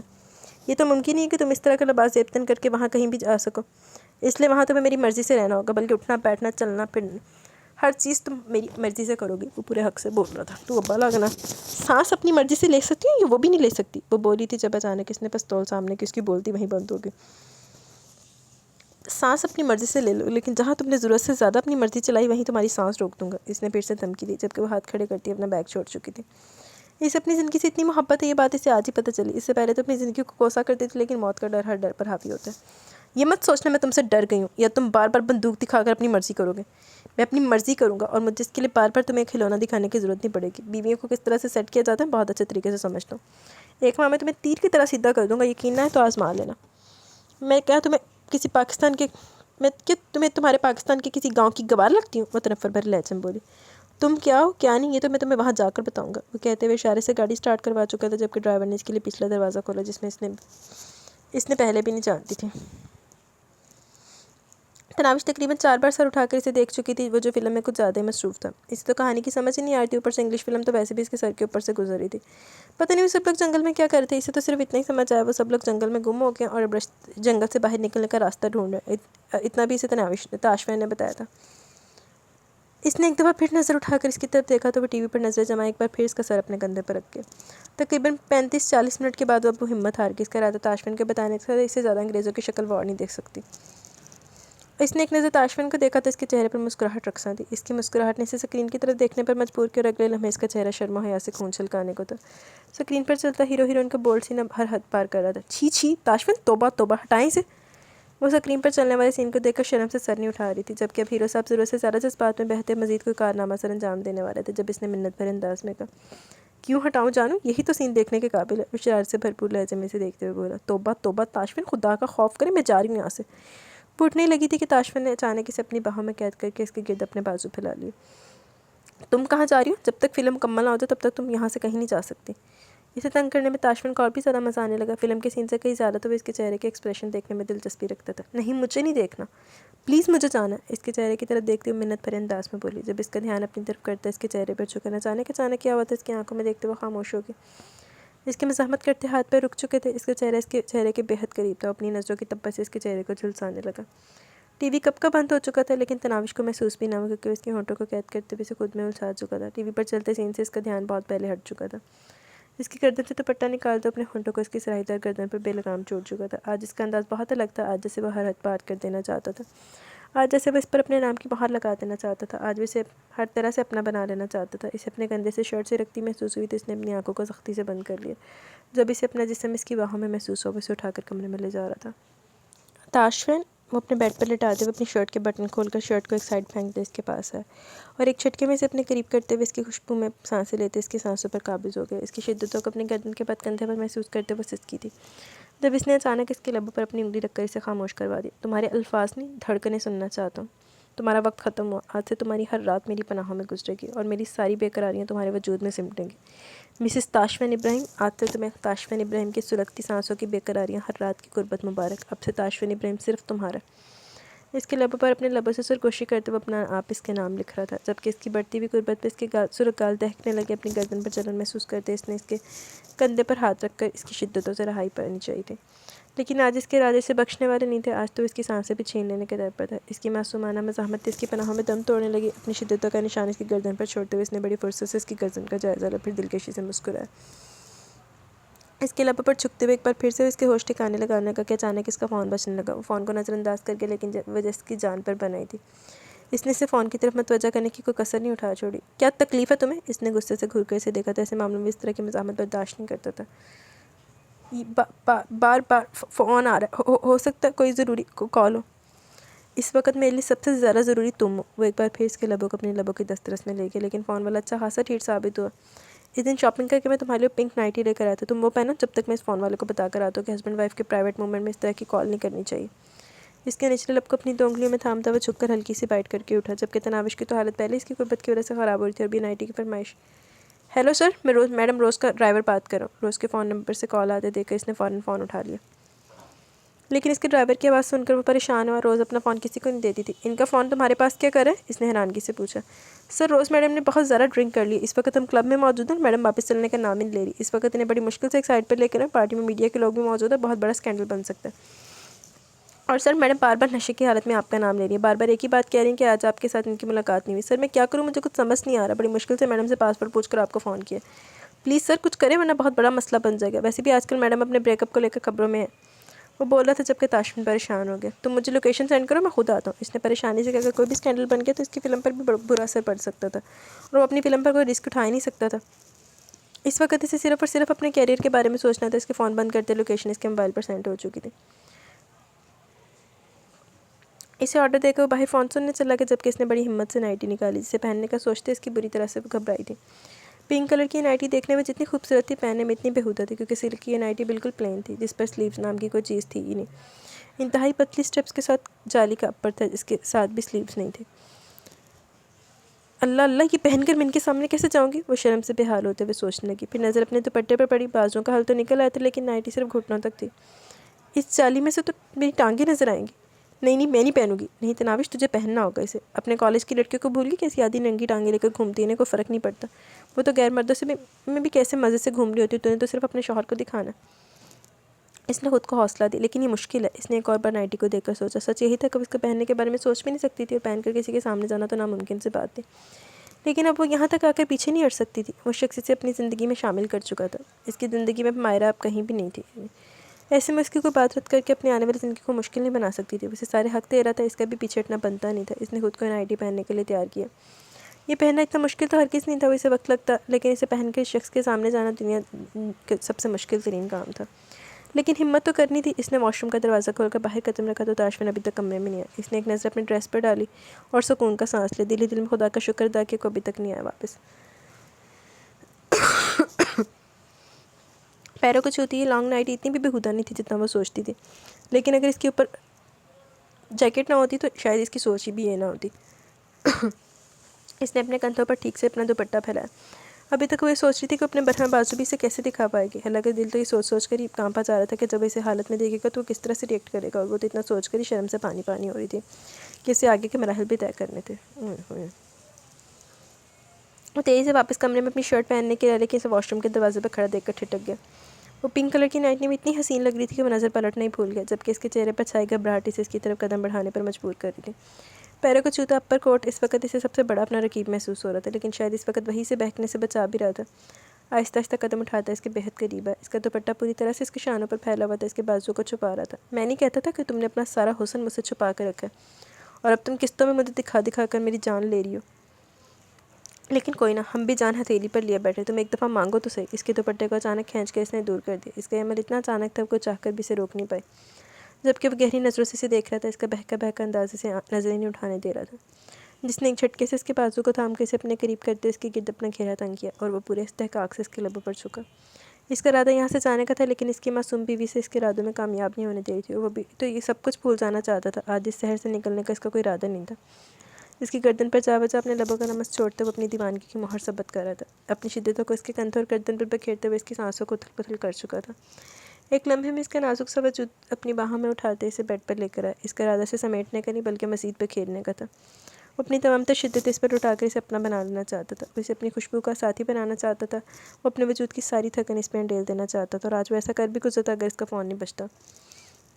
वो होश में नहीं आना चाहता था, लेकिन इस वक्त सवाल इसके करियर का था। इसकी सांसों को आज बख्शने का इरादा तो नहीं रखता था, लेकिन इसकी मजबूरी थी। फिर जैसे सब कुछ बदला था। वो इसके करीब से उठते हुए जल्दी से अपनी शर्ट पहनकर बटन बंद करने लगा। तनाविश हैरानगी से उठकर बैठ गई। सोना मत, मैं 1 घंटे में आने की कोशिश करूँगा, और अगर तुम मेरे आने से पहले सोगी ना तो ऐसी नींद पर बात करूँगा कि सारी ज़िंदगी सो नहीं पाओगे। ये ना हो कि एक रात की नींद तुम पर सारी ज़िंदगी की रातों के लिए भारी पड़ जाए। इसकी धमकी में बहुत कुछ था जिसे महसूस करके इसकी रीढ़ की हड्डी सनसना उठी। लेकिन इसने सिर्फ धमकी पर बात खत्म नहीं की, बल्कि इसके लबों पर इंतहाई शिद्दत से झुकते हुए इसकी सांसें कैद कर गया। इसका अंदाज़ इतना चारहाना था कि वो तड़प कर रह गया। लेकिन वो रहम करना जानता कहाँ था। इसे शायद इस पर तरस ही नहीं आता था। ये शायद वो इसके होंठों का दुश्मन था। इसके लबों का आज़ाद करते हुए अपने अंगूठे से इसकी सुर्खी मिटाने लगा। जानबूझ कर दिया तुम्हें ये ज़ख्म। जब तक दर्द रहेगा तब तक नींद नहीं आएगी, और जब ये दर्द मिट जाएगा तब तक मैं वापस आ जाऊँगा तुम्हारी नींदें उड़ाने के लिए। बहुत फिट है मुँह तेरे से। वो इस दफ़ा नरमी से इसके लबों को चूमता तेज़ी से बाहर निकल गया, क्योंकि वो मज़ीद रुकता तो बहक जाता। जबकि अपने लबों पर नमी महसूस करके इसने अपना हाथ रखा, और हाथ हटाते खून का नन्हा सा कतरा इसके हाथ पर लग गया। शहनशाह जुल्मत। अपने लबों पर हाथ रखकर उसे एक और लकब देकर बेड पर लेट की। जब ढेरों शर्म ने आखिर तो इसी कंबल में अपना चेहरा छुपा के वो पाकिस्तान की सरजमीन पर कदम रख चुकी थी। एक बहुत बड़े मैदान में इनका चॉप्टर लैंड हुआ था। इसे नीचे उतरने का इशारा करते हुए आगे बढ़ के, जबकि वो उतरते चॉपर ड्राइवर इसे वापस ले गया। वो यहाँ पहली दफ़ा नहीं आई थी, बल्कि बचपन में अपने बाबा के साथ एक दफ़ा पाकिस्तान आई थी, लेकिन वो याद इतनी खुशगवार भी नहीं थी कि मैंने याद रख पाती। सामने एक लैंड क्रूज़र खड़ी थी जिसकी चाबी शायद हाथ ही लगी थी। वो ड्राइविंग सीट संभालते इसे बैठने का इशारा कर चुका था, फिर इसके बैठते हुए गाड़ी फुल स्पीड में आकर बढ़ा चुका था। इसकी खामोशी से बिल्कुल समझ नहीं आ रही थी, जबकि वो तो अपनी बेबसी पर रो तक नहीं पा रही थी, इसलिए खामोशी से सफ़र गुजरा रही थी। इसकी खामोशी ऐसी थी जैसे इसका किसी से कोई लेना देना नहीं, इस शख्स से भी नहीं जिसके साथ कुछ घंटे पहले इसका निकाह हुआ था। गाड़ी बहुत बड़े बंगले के सामने आकर रुकी, जो कि बेहद खूबसूरत था। बाहर से भी इतना खूबसूरत था तो अंदर से पता नहीं कैसा होने वाला था। इसके अंदर तजस्सुस पैदा हुआ था इस घर को अंदर से देखने का। वो गाड़ी का हॉर्न बजाता शायद दरवाज़ा खुलने का इंतज़ार कर रहा था, और दरवाज़ा खोलते गाड़ी अंदर दाखिल हुई। लंबी राहदारी में लगे हसीन पौधे इस हवेली की राहदारी को और भी हसीन बना रहे थे। वो इतना शानदार बंगला था कि किसी भी देखने वाले की आंखें चंधिया जाती। मायरा हैरत से इस बंगले के गेट से घर तक का रास्ता नाप रही थी। इसे तो कभी वहम गुमान में भी ख्याल नहीं है कि ताशफिन भी इतने अमीर घर से होगा। पोर्च में खड़ी 5 से 6 गाड़ियाँ इस बात की गवाह थी कि यहाँ हर इंसान को अपनी पसंद की सवारी मैसर है। वो इसे करोड़ों की ऑफर यूं ही तो नहीं कर रहा था। लेकिन इतने अमीर घर की बेटी तनाविश इतनी सारा तबीयत कैसे थी, ये सवाल इसके दिमाग में बुरी तरह से घर कर गया जब अचानक गाड़ी रुकी और वो गाड़ी से निकलते इसकी साइड पर और इसकी तरफ का दरवाज़ा खोल कर इसके बाहर आने का इंतजार कर रहा था। जबकि वह हैरत से इसे देख रही थी। इस तरह से क्यों अहमियत दे रहा था जिसे समझ नहीं आया। इसके चेहरे पर हल्की सी मुस्कुराहट थी जो इसके पुरकशिश चेहरे के साथ बहुत भरी लग रही थी। भैया आपके साथ कौन है? इसे पीछे से 13 से 14 साल के लड़के की आवाज़ सुनाई दी जिसने मुस्कुराकर अंदर बैठी लड़की की तरफ इशारा किया जो हैरत से देख रहा था। तुम्हारी भाभी आई है, जाओ मेरे खबरनामे अंदर जाकर खबर दे दो। इसके हाथ न बढ़ाने पर खुद इसका बाजू थाम कर से गाड़ी से निकाल चुका था जबकि वो लड़का चिल्लाते हुए गाड़ी हवेली के अंदर भागा। तैयार हो जो, बहुत सारे सवाल जवाब होंगे। मैंने तुम्हें देखा, तुम मुझे पसंद आ गई, मैं तुमसे निकाह करके तुम्हें यहाँ ले। तुम्हारी फैमिली की इसमें रजामंदी, यही कहानी तुमने सुनाई है। एक भी लफ्ज़ आगे पीछे नहीं होना चाहिए। अपने कारनामे मेरी फैमिली तक पहुँचाने की जरूरत नहीं, बाकी बाबा को मैं खुद संभाल लूँगा। इसे हवेली के अंदर ले जाते हुए चेहरे पर मुस्कुराहट सजाए हुए था जबकि वो कंधे उचकाती इसके साथ अंदर जा रही थी। किसी खुशफहमी में मत रहना, मैं तुम्हारे सारे कारनामे बताऊंगी कि तुमने गन पॉइंट पर मुझसे ज़बरदस्ती निकाह किया। उसके पीछे जो वजह थी वो भी सबको पता चलेगी और फिर मैं पुलिस स्टेशन जाकर तुम्हारे खिलाफ रिपोर्ट करूंगी और फिर तुम्हारे साथ जो होगा इसके लिए तैयार रहना। वो इसकी कोई बात मानने का इरादा नहीं रखती थी, इसलिए इसे अपने इरादों से आगाह करने लगी। ये पाकिस्तान है मैडम, यहाँ औरतें बेवजह घर से बाहर नहीं निकलती और मैं तुम्हें जैसे लेकर आऊँ ये बात तो मेरे ख्याल में किसी को कानों कान पता भी नहीं चली होगी। वैसे इस घर का लॉन कितना वसी है ये भी तुम देख चुकी हो। अगर यहाँ एक कब्र बन गई तो कोई मुझसे ये सवाल पूछने की हिम्मत नहीं करेगा वो कब्र किसकी है। हाँ लेकिन फाते ज़रूर पड़ेंगे लोग गुजरते हुए। इसका धमकी देने का भी अपने ही अंदाज था, वैसे घूर कर रह गया। हालांकि इसकी इस धमकी पर इसका दिल काँप रहा था। मैं तुमसे डरती नहीं हूँ, समझे मेरी बात को। वो कपकपाते लहजे में बोली जबकि इसकी कपकपाहट पर इसकी मुस्कुराहट मजीद गहरी हुई। जी तो गाइस यहाँ पे हमारी एपिसोड आज के अपने अख्ताम को पहुँची। कैसी लगेगी इस राय का ज़रूर ज़ाहिर कीजिएगा। अभी चलते कमेंट सेशन की तरफ, देन वीडियो को एंड करेंगे। Zainab Ashraf, very beautiful story, thank you Zainab. Lavish salon, बहुत मज़े का जा रहा है, थैंक यू लाविश सलोन। एमन नूर, वालेकुम अस्सलाम, अल्हम्दुलिल्लाह मैं ठीक हूँ, आप कैसी हैं? यार आज रात को बड़ी आंधी आनी है पाकिस्तान में, जल्दी जल्दी एपिसोड अपलोड कर देना ताकि देख सकूँ। हाँ जी, एपिसोड तो मैं 8 बजे पूरे अपलोड हो जाती है। मानूर, आज एपिसोड कमाल की थी, पता ही नहीं लगा कब ख़त्म हुई। Thank you very much Manur, लेकिन घंटे की थी, छोटी नहीं थी। आमिर, आमीन सुमामीन, अल्लाह पाक इन दुआओं को हम सब के हक़ में कबूल करें, आमीन सुमा आमीन। हमारे हक़ में भी दुआ कीजिएगा, अल्लाह पाक हमें भी हाज़िर नसीब करे। मेरे दिल की ये सबसे बड़ी तमन्ना है, अल्लाह पाक पूरी कर दें, आमीन सुमा आमीन। बहुत मुबारक आपको प्यारी से, अल्लाह आपको दोनों उम्र कबूल करें, आपके हक़ में अपनी बेहतरीन रज़ा रखें और आप पे हमेशा अपने रहमतों के साए में रखें, आमीन सुमा आमीन। बहुत शुक्रिया आमिर, अल्लाह पाक सबको अपने दर पे बुलाएं। आमिर, वालेकुम अस्सलाम, अल्हम्दुलिल्लाह मैं ठीक हूँ, आप कैसी हैं? अच्छा नावल है, आपने सही कहा कि दादा को गलत फैसले ने सबकी तकलीफ़ ही दिया और दुआ बेचारी बेकसूरी इनकी अना के भेंट चढ़ गई। दुख हुआ दुआ के लिए, बाकी हीरो हीरोइन एक जैसे थे, दोनों की अना के चक्कर में एक दूसरे से लड़ते रहे हैं, पागल। आखो सारा नावल ही लड़ते मारते लंघे आना था। सिर्फ किसी नावल का जिक्र काफ़ी सुन रही हूँ कमेंट सेक्शन में, शायद आबदार नाम है उसके करेक्टर का, तो वो काफ़ी सैड और बुरा नावल है। तो मैंने आबदार जहाँ शो हो रहा है वो नावल चेक किया, डाउनलोड था मेरे पास, मैं सुनने बिना डल कर दिया क्योंकि इतनी तकलीफ़ हो चुकी है उसके कमेंट्स में कि मेरी तो हिम्मत ही नहीं हुई सुनने की।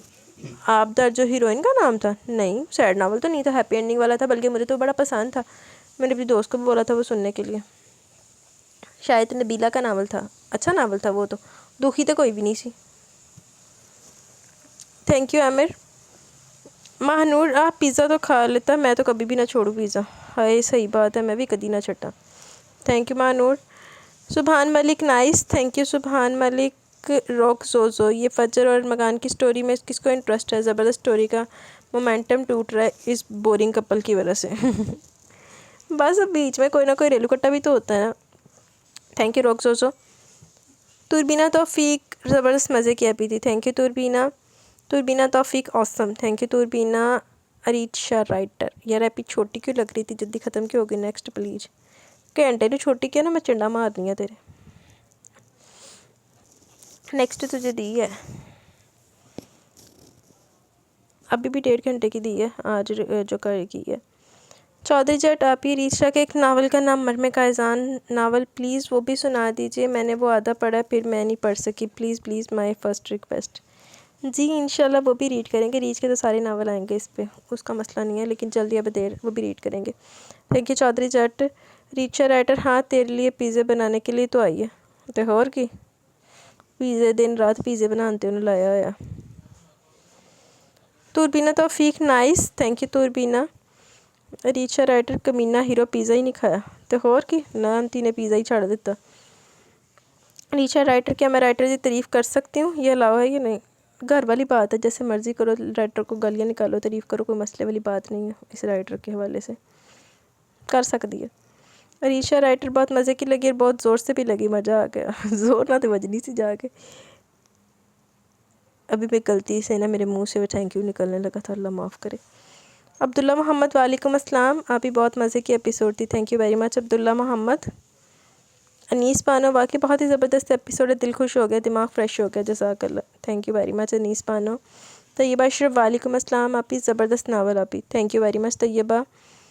अब्दुल्ला मोहम्मद नावल बहुत अच्छा जा रहा है, thank you very much Abdullah Mohammad. Saim Waheed वालेकुम अस्सलाम, अल्हम्दुलिल्लाह मैं ठीक हूँ, आप कैसी हैं?